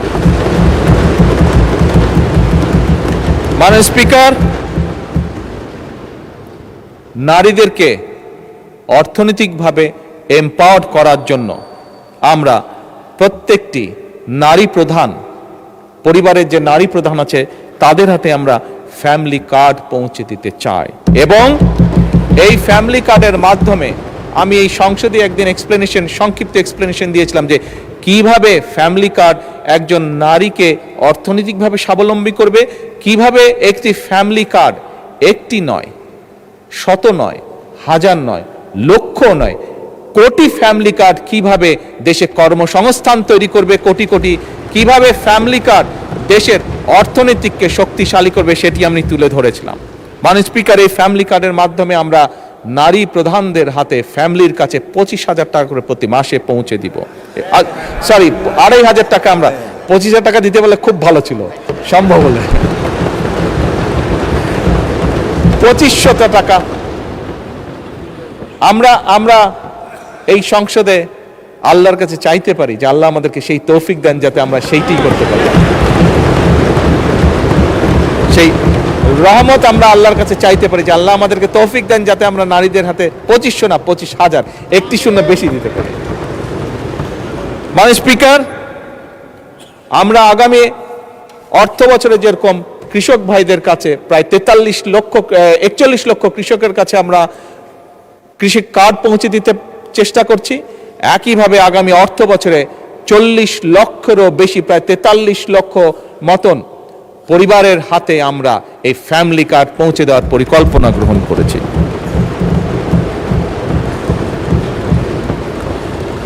মাননীয় স্পিকার, শুধু নারীদের কাছেই নয়, আমাদের এই সমাজে কিছু ব্যক্তি আছেন যে মানুষগুলোকে, আমি মুসলমান হই, আমি যে কোনো ধর্মেরই হই না কেন, অন্য ধর্ম যারা আছেন, এই মানুষগুলোর কাছে আমরা অনেক জীবনের বিভিন্ন গুরুত্বপূর্ণ সময় বিভিন্ন গুরুত্বপূর্ণ পরামর্শ নিয়ে থাকি। এই মানুষগুলো আমাদের জীবনের বাঁকে বাঁকে আমাদেরকে বিভিন্ন পরামর্শ দিয়ে থাকেন। তারা কারা? মুসলমান হিসেবে আমি তাদেরকে চিনি মুয়াজ্জেম নামে, তাদেরকে চিনি ইমাম নামে, তাদেরকে চিনি খতিব নামে, এই উপাধিতে তারা উপাধিত। মাননীয় স্পিকার, অন্য ধর্মেরও এই সকল ধর্মীয় ব্যক্তিত্ব আছেন। অধিকাংশ ক্ষেত্রে মাননীয় স্পিকার দেখেছি আমরা এই মানুষগুলোর মধ্যে বহু সংখ্যক মানুষ, বিরাট একটি অংশ অনেক মানবতর জীবনযাপন করেন। মাননীয় স্পিকার, আমরা নির্বাচনের আগে আমাদের দলের অবস্থান থেকে বলেছিলাম আমরা যেরকম নারীদের ফ্যামিলি কার্ড পৌঁছে দিতে চাই, আমরা যেরকম প্রবাসীদের কাছে প্রবাসী কার্ড পৌঁছে দিতে চাই, আমরা যেরকম কৃষক ভাইদের কাছে কৃষক কার্ড পৌঁছে দিতে চাই, আমরা এই যে মানুষগুলো যাদের কথা বললাম তাদের কাছেও আমরা একটি সরকার, যতই সামান্য হোক, যত অল্পই হোক না কেন, তাদের কাছেও আমরা তাদের পাশে দাঁড়ানোর জন্য তাদের কাছে আমরা কিছু সম্মানই পৌঁছে দিতে চাই সরকারের পক্ষ থেকে। মাননীয় স্পিকার, এবং এই সম্মানটি আমরা প্রতি মাসে তাদের কাছে ইনশাল্লাহ পৌঁছে দিচ্ছি এবং পৌঁছে দিব। মাননীয় স্পিকার, যার কাজ ইতিমধ্যে সরকার শুরু করেছে। মাননীয় স্পিকার, মাননীয় বিরোধী দলের নেতা ওনার বক্তব্যে একটি গুরুত্বপূর্ণ কিছু ব্যক্তির কথা বলেছেন, যেই ব্যক্তিগুলোর স্যাক্রিফাইসের কারণে আজ এই সংসদ, আমরা যারা এখানে বসে আছি, গত 17 বছরে বহু রাজনৈতিক দলের নেতাকর্মী, বহু অরাজনৈতিক ব্যক্তিবর্গ, মানুষ, তারা অকাতরে জীবন দিয়েছেন, পঙ্গুত্ব বরণ করেছেন, বিভিন্নভাবে নির্যাতিত হয়েছেন। এই 17 বছরে মাননীয় বিরোধী দলীয় নেতা বলেছেন তাদের জন্য একটা কিছু করার। আমি ওনার সাথে সম্পূর্ণ একমত। এই মানুষগুলোর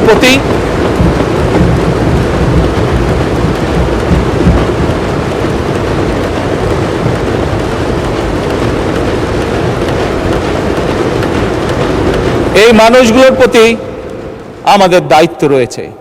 যতটুকুই আমাদের সামর্থ্য, রাষ্ট্র বা সরকারের সামর্থ্য, সেই অবস্থান থেকে আমি আমার এবং বিরোধী দলীয় নেতার পক্ষ থেকে মাননীয় অর্থমন্ত্রীকে অনুরোধ জানাবো যে এই মানুষগুলোর জন্য ব্যবস্থা গ্রহণ করার জন্য। ধন্যবাদ।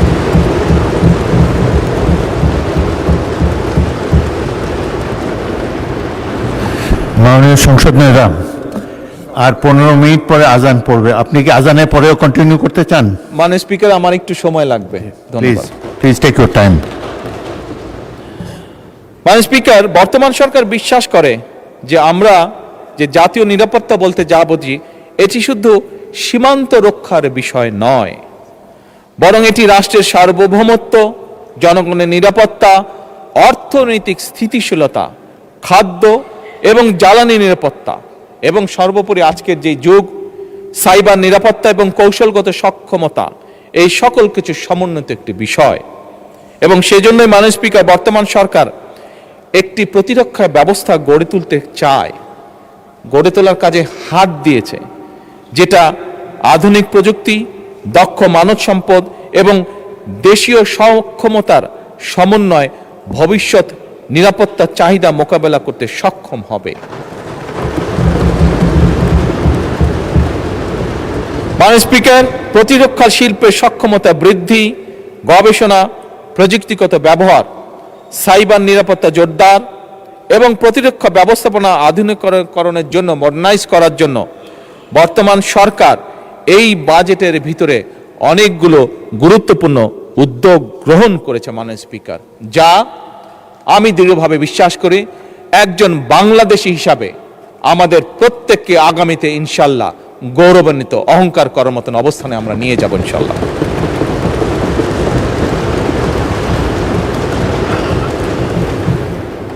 মাননীয় স্পিকার, রাষ্ট্রীয় অর্থনৈতিক ব্যবস্থাপনায় জনগণের আস্থা এবং বিশ্বাস থাকা একটি দেশের জন্য অত্যন্ত গুরুত্বপূর্ণ।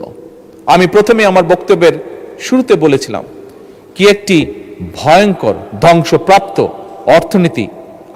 অর্থনীতি আমরা পেয়েছি, বা ইকোনমি আমরা আর্থিক অবস্থা আমরা ইনহেরিট করেছি। বর্তমান সরকার মাননীয় স্পিকার পুঁজিবাজারকে দীর্ঘমেয়াদী বিনিয়োগের একটা কার্যকর প্ল্যাটফর্ম হিসাবে গড়ে তুলতে চায়।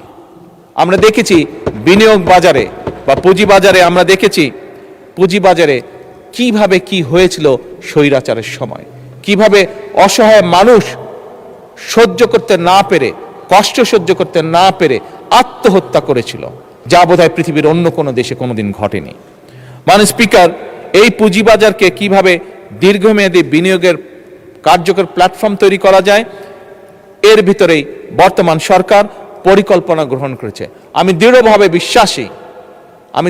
বিশ্বাসী আমাদের যোগ্য ফাইন্যান্স মিনিস্টারের নেতৃত্বে আমরা কিছুদিনের মধ্যেই এর একটি ভেরি পজিটিভ রিফ্লেকশন আমরা দেখতে পাব।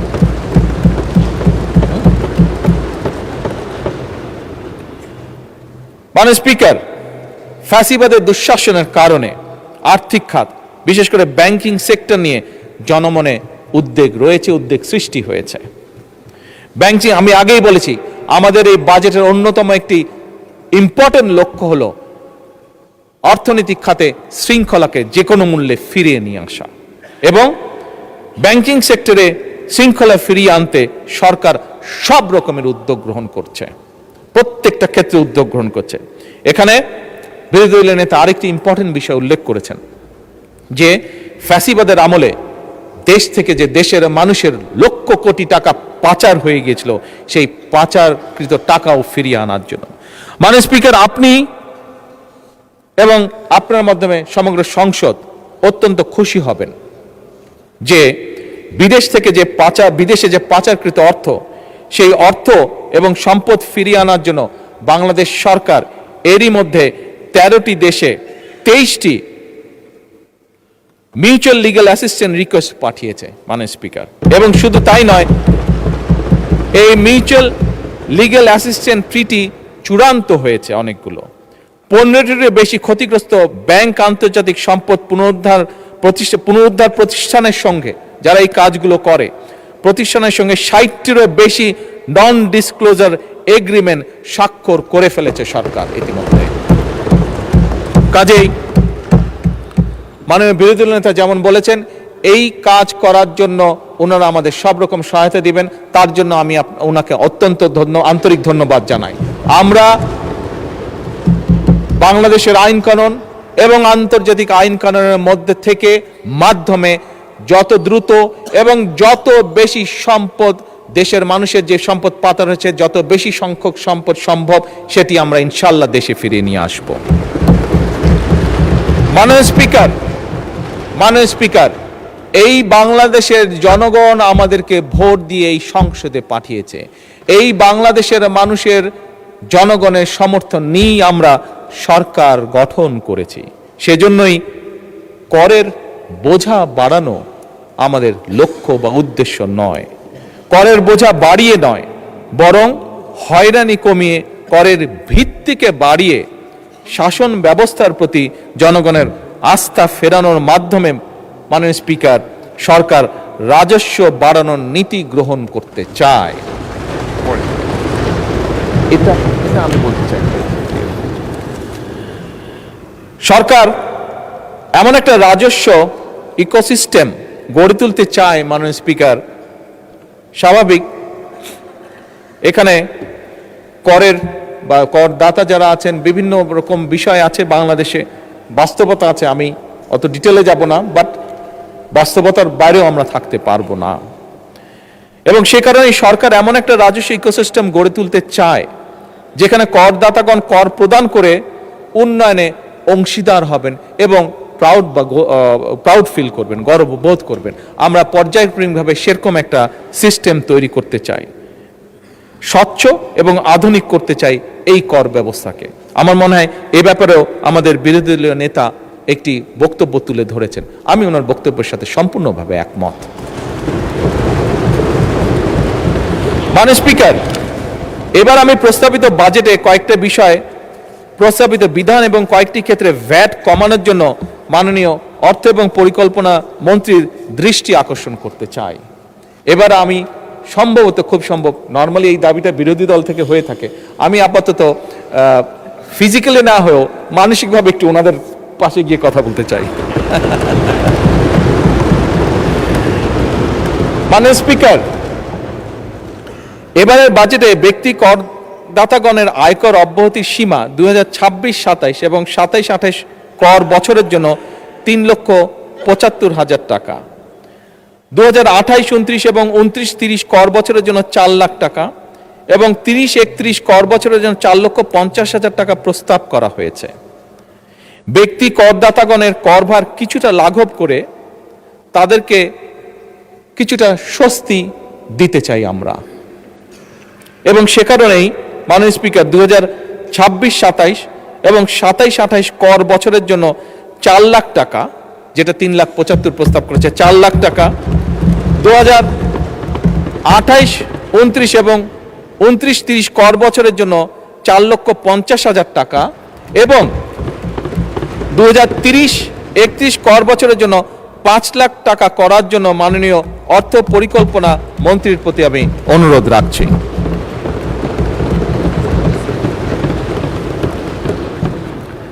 মাননীয় স্পিকার, প্রস্তাবিত বাজেটে স্বপ্রণোদিত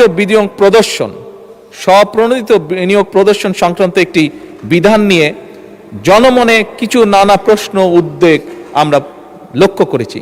সেটি পত্রপত্রিকার মাধ্যমে, সোশ্যাল মিডিয়ার মাধ্যমে হোক, আমাদের বিভিন্ন সংসদ সদস্যের মাধ্যমে হোক, বিভিন্ন সমাজের সিভিল সোসাইটির বিভিন্ন ব্যক্তির মাধ্যমে হোক, এটি আমি জানিয়েছি। আমাদের দেশে মাননীয় স্পিকার, যেহেতু অনেকেই প্রকৃত মূল্যে জমি রেজিস্ট্রেশন করেন না,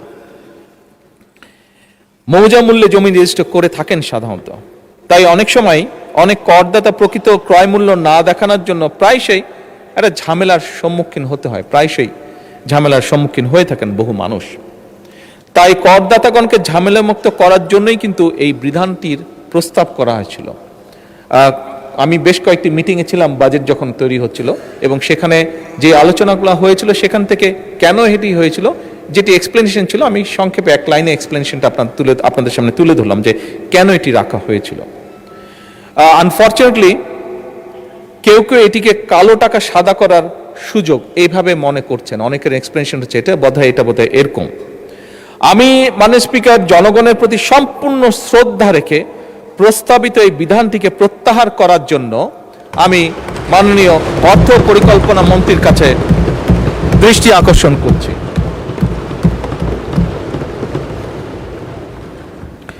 মাননীয় স্পিকার, দেশে বেসরকারি যে বিশ্ববিদ্যালয়গুলো আছে বর্তমানে হ্রাসকৃত 10% হারে কর প্রদান করে তারা।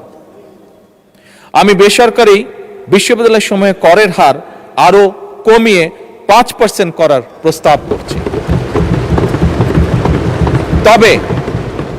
তবে এখানে একটি তবে আছে। এই তবেটি হচ্ছে, আমি একই সঙ্গে তাদের প্রতি, বেসরকারি বিশ্ববিদ্যালয় তাদের প্রতি আমার আহ্বান থাকবে যে যেহেতু ট্যাক্সটি কমানোর প্রস্তাবনা করা হচ্ছে, গবেষণা এবং উন্নয়ন এবং শিক্ষার্থীদেরকে, যারা স্টুডেন্ট থাকবে তাদেরকে বহু ভাষায় পারদর্শী, তাদেরকে অন্য ল্যাঙ্গুয়েজ কোর্সগুলো করার জন্য, গড়ে তোলার জন্য ল্যাঙ্গুয়েজ ল্যাব স্থাপন ও পরিচালনা করা, এবং একই সাথে গরিব এবং মেধাবী শিক্ষার্থী যারা থাকবে তাদের প্রতিষ্ঠানগুলোতে তাদেরকে বিনা বেতনে পড়াশোনার সুযোগ করে দেওয়ার জন্য।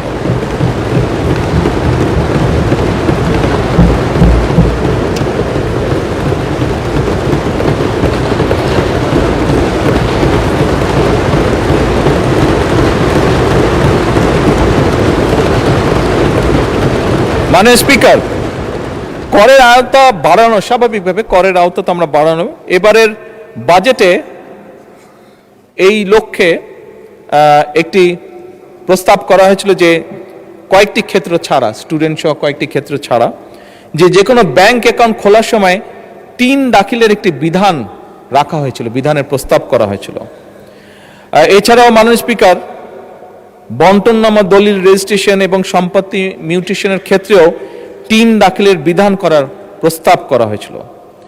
মাননীয় স্পিকার, এই বিষয়টাতেও কিন্তু জনমনে একটা প্রশ্ন উঠেছে, কনফিউশন হচ্ছে, বিভিন্ন কনফিউশন দেখা দিয়েছে।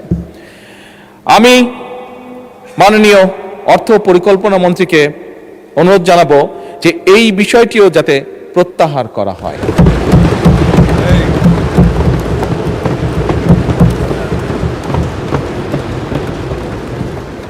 মাননীয় স্পিকার, দেশের 3টি পার্বত্য জেলায় বিশেষ করে ক্ষুদ্র নৃগোষ্ঠী ব্যক্তিগণের যে বেতন এবং তাদের যে আর্থিক পরিসম্পদ হতে যে অর্জিত আয়, এটা ব্যতীত পার্বত্য জেলার পরিচালিত যে সকল অর্থনৈতিক কর্মকাণ্ড থেকে যে অর্জিত আয়, সেটিকে করমুক্ত রাখার প্রস্তাব করা হয়েছে উপস্থাপিত যে বাজেট। আমি মাননীয় অর্থ এবং পরিকল্পনা মন্ত্রীর দৃষ্টি আকর্ষণ করে বলতে চাই যে, বা অনুরোধ রাখতে চাই একই সাথে আমি, যে পার্বত্য জেলার যে ক্ষুদ্র নৃগোষ্ঠী আছে, করমুক্ত আয়ের এই সুবিধাটা আরো একটু বাড়িয়ে তাদের ব্যবসা, কৃষিখাত সহ অন্যান্য আয়ের পাশাপাশি বেতন আয়কেও করমুক্ত করা হোক।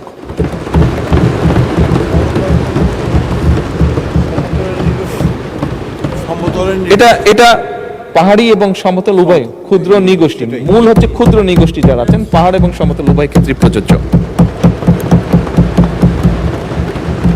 আমাদের এখানে দিনাজপুর, ময়মনসিংহ, এদিকার নেত্রকোনা, এদিকার সদস্যবৃন্দ আছেন অনেকেই, উভয় সাইডে। মাননীয় স্পিকার, দেশের চিংড়ি চাষের প্রসার এবং রফতানি বৃদ্ধির লক্ষ্যে এই খাতের কতগুলো প্রয়োজনীয় বিষয় আছে, যেমন অ্যাকুয়া ফিড আছে, ফিড অ্যাডিটিভ আছে, তারপরে প্রোবায়োটিক্স আছে, ভিটামিন এবং মিনারেলস আছে।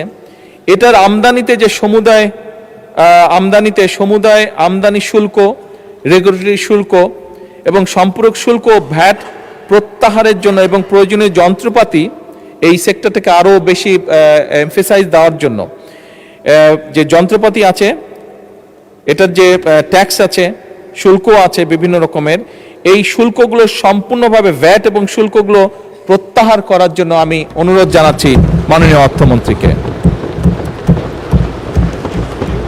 মাননীয় স্পিকার, স্থানীয় শিল্পের, বিশেষ করে স্থানীয় শিল্প আমাদের জন্য অত্যন্ত গুরুত্বপূর্ণ।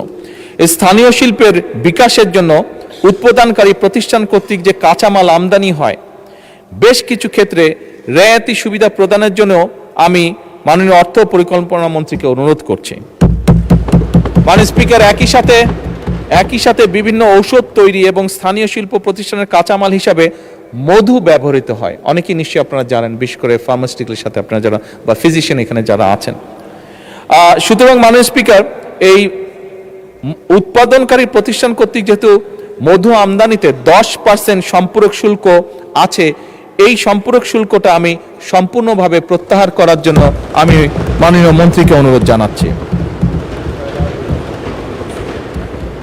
মাননীয় স্পিকার, বিভিন্ন শিল্পের কাঁচামাল হিসেবে ব্যবহৃত হয় বিভিন্ন শিল্প প্রতিষ্ঠান সমূহ কাঁচামাল হিসাবে পিভিসি এবং পেট রেজিন আমদানিতে যে প্রস্তাবিত বাজেটে যে 10% আমদানি শুল্ক হ্রাস করা হয়েছে, এইটিকে 10 থেকে আমি 5 করার জন্য অনুরোধ জানাচ্ছি।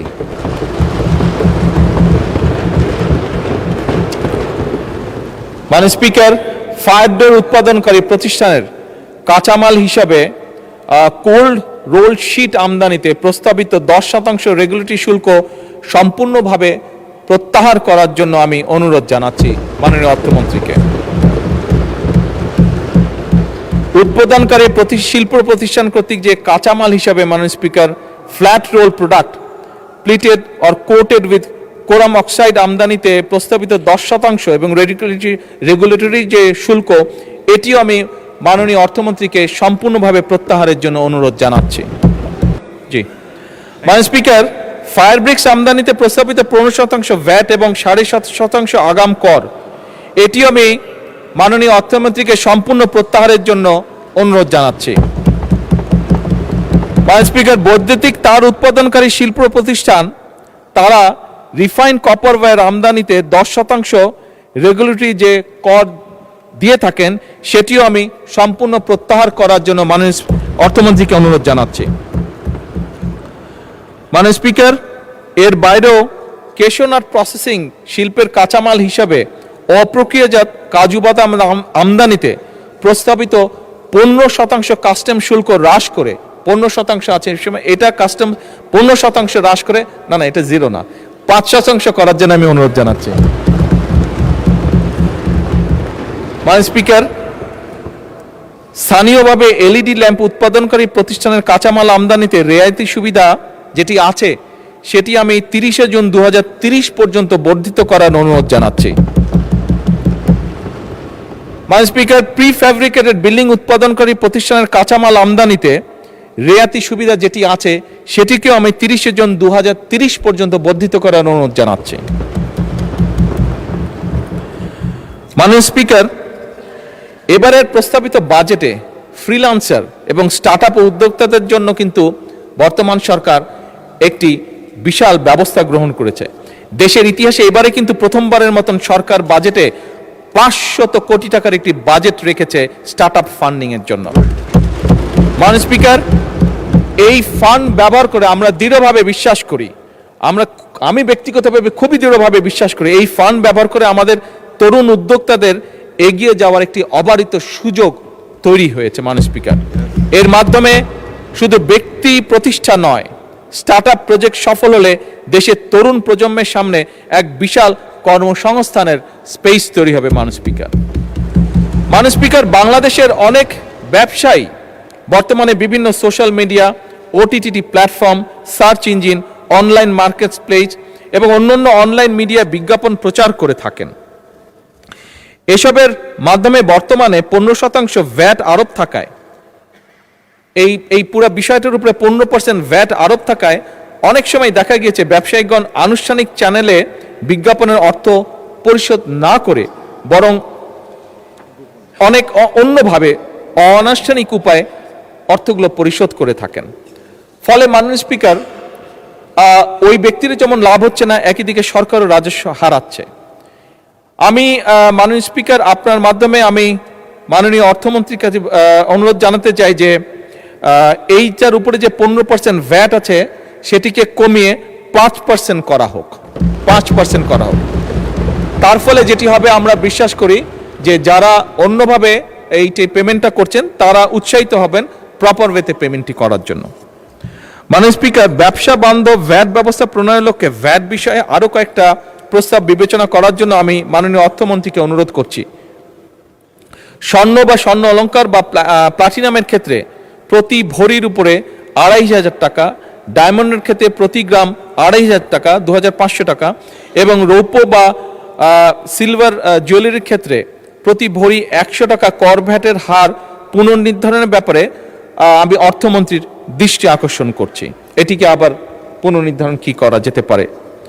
এছাড়াও মাননীয় স্পিকার, বিটিআরসির সাথে রেভিনিউ শেয়ারিং এর ক্ষেত্রে প্রযোজ্য যে 15% ভ্যাট সম্পূর্ণভাবে অব্যাহতি প্রদান এবং একই সাথে সকল প্রকার মাছ সরবরাহের ক্ষেত্রে যোগানদার পর্যায়ে 10% ভ্যাট সম্পূর্ণ অব্যাহতি প্রদান। একই সাথে মাননীয় স্পিকার, দেশীয় শিল্প বিকাশের লক্ষ্যে ডাবল কেবিন পিকআপ, আমরা যারা রাজনীতি করি আমাদের ক্ষেত্রেও লাগে অনেক সময় মিছিল মিটিং সবকে যেতে, ক্যাম্পেনিং এর যেতে, তো ডাবল কেবিন পিকআপ এবং মাইক্রোবাস স্থানীয়ভাবে উৎপাদনের ক্ষেত্রে 15% যে ভ্যাট আছে এটিকে কমিয়ে আমি 5% করার প্রস্তাব করছি যারা লোকালি করছেন। মাননীয় স্পিকার, আদর্শ হারে ভ্যাট প্রদানে সহজীকরণের লক্ষ্য নির্দিষ্ট কিছু ক্ষেত্রে কোএফিসিয়েন্ট দাখিলের বাধ্যবাধকতা শিথিল করার বিষয়টি আমি বিবেচনা করার জন্য মাননীয় অর্থমন্ত্রীকে আহ্বান জানাচ্ছি। মাননীয় স্পিকার, আমি দৃঢ়ভাবে বিশ্বাস করি কোন রাষ্ট্রের প্রকৃত শক্তি তার সম্পদে নয়, বরং তার প্রকৃত শক্তি নিহিত রয়েছে সুশাসন, ন্যায় বিচার, জবাবদিহিতা এবং জনগণের আস্থায়। উন্নয়নকে টেকসই করতে হলে শুধু অর্থনৈতিক সংস্কারই নয়, রাষ্ট্র পরিচালনার প্রত্যেকটি ক্ষেত্রে সুশাসন প্রতিষ্ঠাও অত্যন্ত জরুরি। আমার মনে এ ব্যাপারে বোধহয় আমরা উভয় পক্ষ একমত।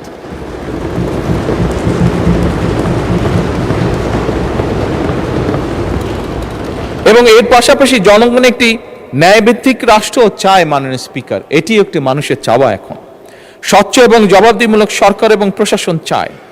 বর্তমান সরকার জনগণের সেই আকাঙ্ক্ষা পূরণে আমি মনে করি শুধু বর্তমান সরকারে নয়, বরং আমি মনে করি এই পুরা সংসদ জনগণের সেই আকাঙ্ক্ষা পূরণে একসাথে থেকে কাজ করতে অঙ্গীকারবদ্ধ। শাসক অবস্থান থেকে মাননীয় স্পিকার, গণতন্ত্র, আইনের শাসন এবং মানবাধিকার রক্ষার অন্যতম পূর্ব শর্ত বিচার বিভাগের স্বাধীনতা এবং ন্যায় বিচার মানুষের দোরগোড়ায় পৌঁছে দেওয়া। সেই লক্ষ্যে ইতিমধ্যেই আমরা সাবেক প্রধানমন্ত্রী মরহুমা বেগম খালেদা জিয়া সরকারের নেওয়া লিগ্যাল এইড কর্মসূচির ব্যাপক বিস্তার ঘটিয়েছি। গত বছরের তুলনায় এবারে বাজেটে বিচার বিভাগের জন্য বরাদ্দ বাড়ানো হয়েছে। একই সঙ্গে মাননীয় স্পিকার, এই সংসদে আমি বিচারকদের আবাসন সমস্যার সমাধান, গবেষণা এবং আদালত ভবনের যে সংকট রয়েছে এইটা নিরসনের জন্য বিচার বিভাগের সার্বিক উন্নয়নের জন্য আমি সুপ্রিম কোর্টে আরও 100 এবং আইন মন্ত্রণালয়কে আরও 500 কোটি অতিরিক্ত বরাদ্দ দেওয়ার জন্য মাননীয় অর্থ পরিকল্পনা মন্ত্রীকে অনুরোধ জানাচ্ছি। মাননীয় স্পিকার, একটি গণতান্ত্রিক রাষ্ট্র ব্যবস্থায় দক্ষ, সৎ এবং পেশাদার জনপ্রশাসনের কোনোই বিকল্প নেই। আমরা যদি সার্ভিস পেতে চাই, আমাদের প্রশাসনকে সেভাবে দক্ষ করে তুলতে হবে। জনগণকে যদি সার্ভিস দিতে চাই, আমরা প্রশাসনকে যেমন একদিকে জবাবদিহির আওতায় আনতে চাই, একই সাথে আমরা সঠিক বেতন কাঠামো, প্রশিক্ষণ এবং অহেতুক রাজনৈতিক হস্তক্ষেপ মুক্ত পরিবেশও বজায় রেখে দেশ গঠনে তাদের পূর্ণাঙ্গ অংশগ্রহণও নিশ্চিত করতে চাই। মাননীয় স্পিকার, বিএনপি সরকার, আমি যেটা আগেই বলেছি, সরকার সমস্যাকে আড়াল করতে চায় না, আড়াল করে কোনো লাভ হবে না।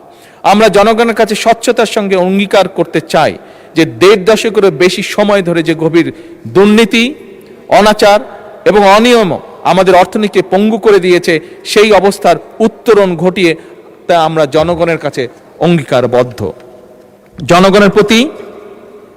জনগণের প্রত্যাশা, আমাদের প্রতি জনগণের প্রত্যাশা অপরিসীম। এটি আমরা বিভিন্ন আলোচনায় আমাদের সকলের মুখ থেকে এপাশ ওপাশ উভয়ের আমাদের বক্তব্যে বেরিয়ে এসেছে বিভিন্ন সময়।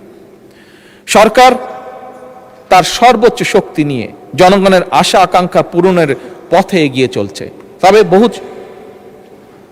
কঠিন একটি পথ এটি। বাংলাদেশের মানুষ, আমরা প্রত্যেকে গ্রামে গঞ্জে ঘোরা মানুষ, মানুষের সাথে উঠা বসা করা মানুষ। আমরা বাংলাদেশের মানুষ পরিশ্রমী মানুষ, যা আমরা স্বচক্ষে দেখেছি। তরুণ সমাজ মেধাবী, আমাদের কৃষক উৎপাদনশীল, প্রবাসীরা দেশপ্রেমিক এবং আমাদের উদ্যোক্তারা সম্ভাবনাময়। সুতরাং মাননীয় স্পিকার, আমাদের ঘুরে দাঁড়ানো ছাড়া কোনোই বিকল্প নেই।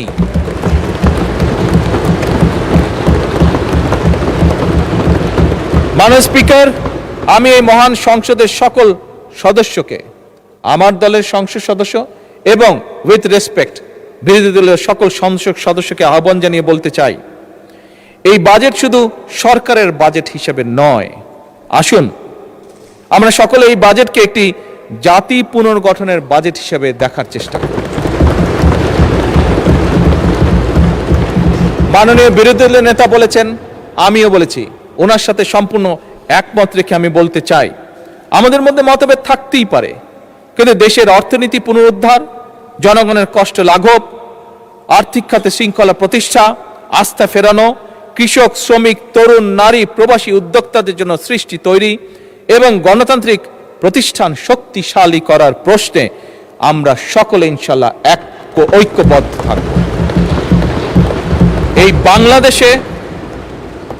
এই বাংলাদেশে যাতে আর কোনো ফ্যাসিবাদ, স্বৈরাচার কায়েম হতে না পারে, এই বাংলাদেশকে যাতে আর কেউ তাদের তাবেদার রাষ্ট্র বানাতে না পারে, এই হোক আমাদের আজকের প্রত্যয়।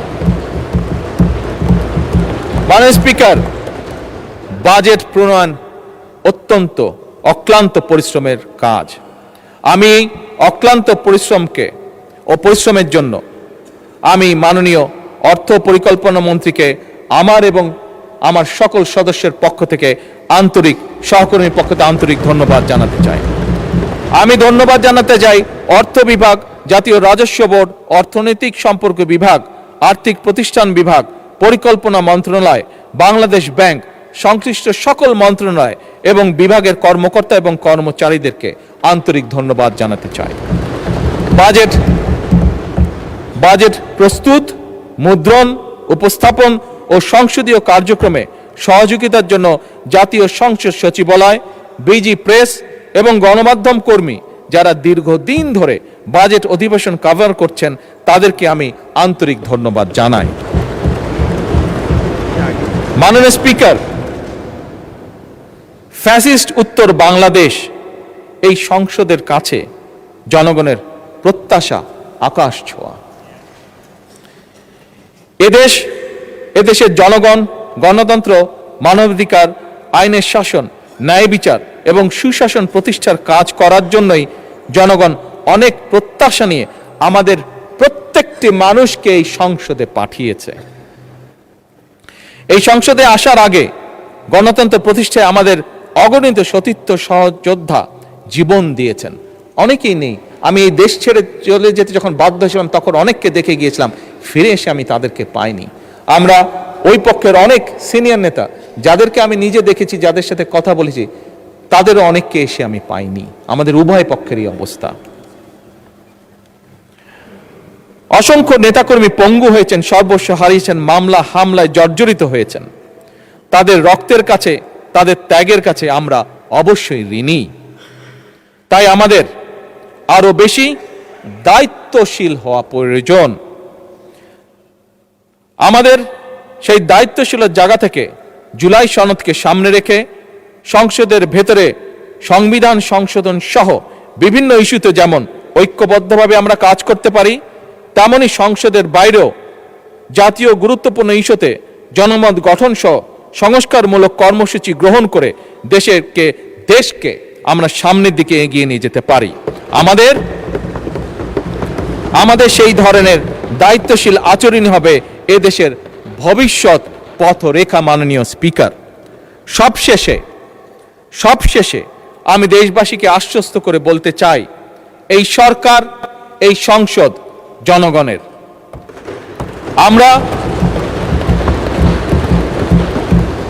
আমরা জনগণের আকাঙ্ক্ষাকে সম্মান করি, জনগণের কষ্ট আমরা অবশ্যই বুঝি, জনগণের সম্পদ রক্ষাকে আমরা পবিত্র দায়িত্ব মনে করি।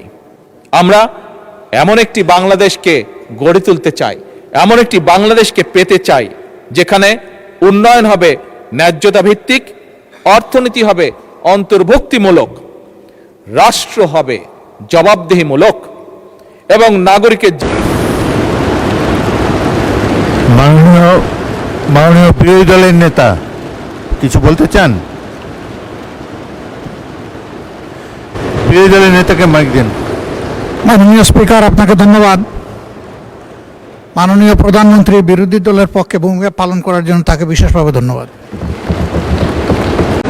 যার ছোট্ট একটা বিষয় আমার ধারণা উনি খেয়াল করেন নাই বা কেউ খেয়াল করায় নাই, এই জন্যে গরিবদের পক্ষে আমি একটু দাঁড়িয়েছি। উনি অনেকগুলা কর রেয়াতের কথা বলেছেন, সেই সাথে পরিবেশ বান্ধব এবং গরিবের বাহন হিসাবে পরিচিত সাইকেলের উপর সকল শুল্ক প্রত্যাহার করে নেওয়ার জন্য উনি যদি একটু মেহরবানি করে এটাও অ্যাড করে দেন, মাননীয় অর্থমন্ত্রীর দৃষ্টি আকর্ষণ করেন, তাহলে বিরোধী দলের পক্ষে তিনি যে ভূমিকা পালন করেছেন এটা 16 আনা পূর্ণ হয়ে যাবে। মাননীয় স্পিকার, আপনাকে ধন্যবাদ। মাননীয় সংসদ নেতা।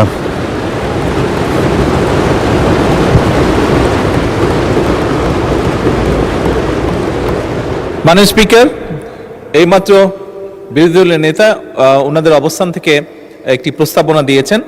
আমি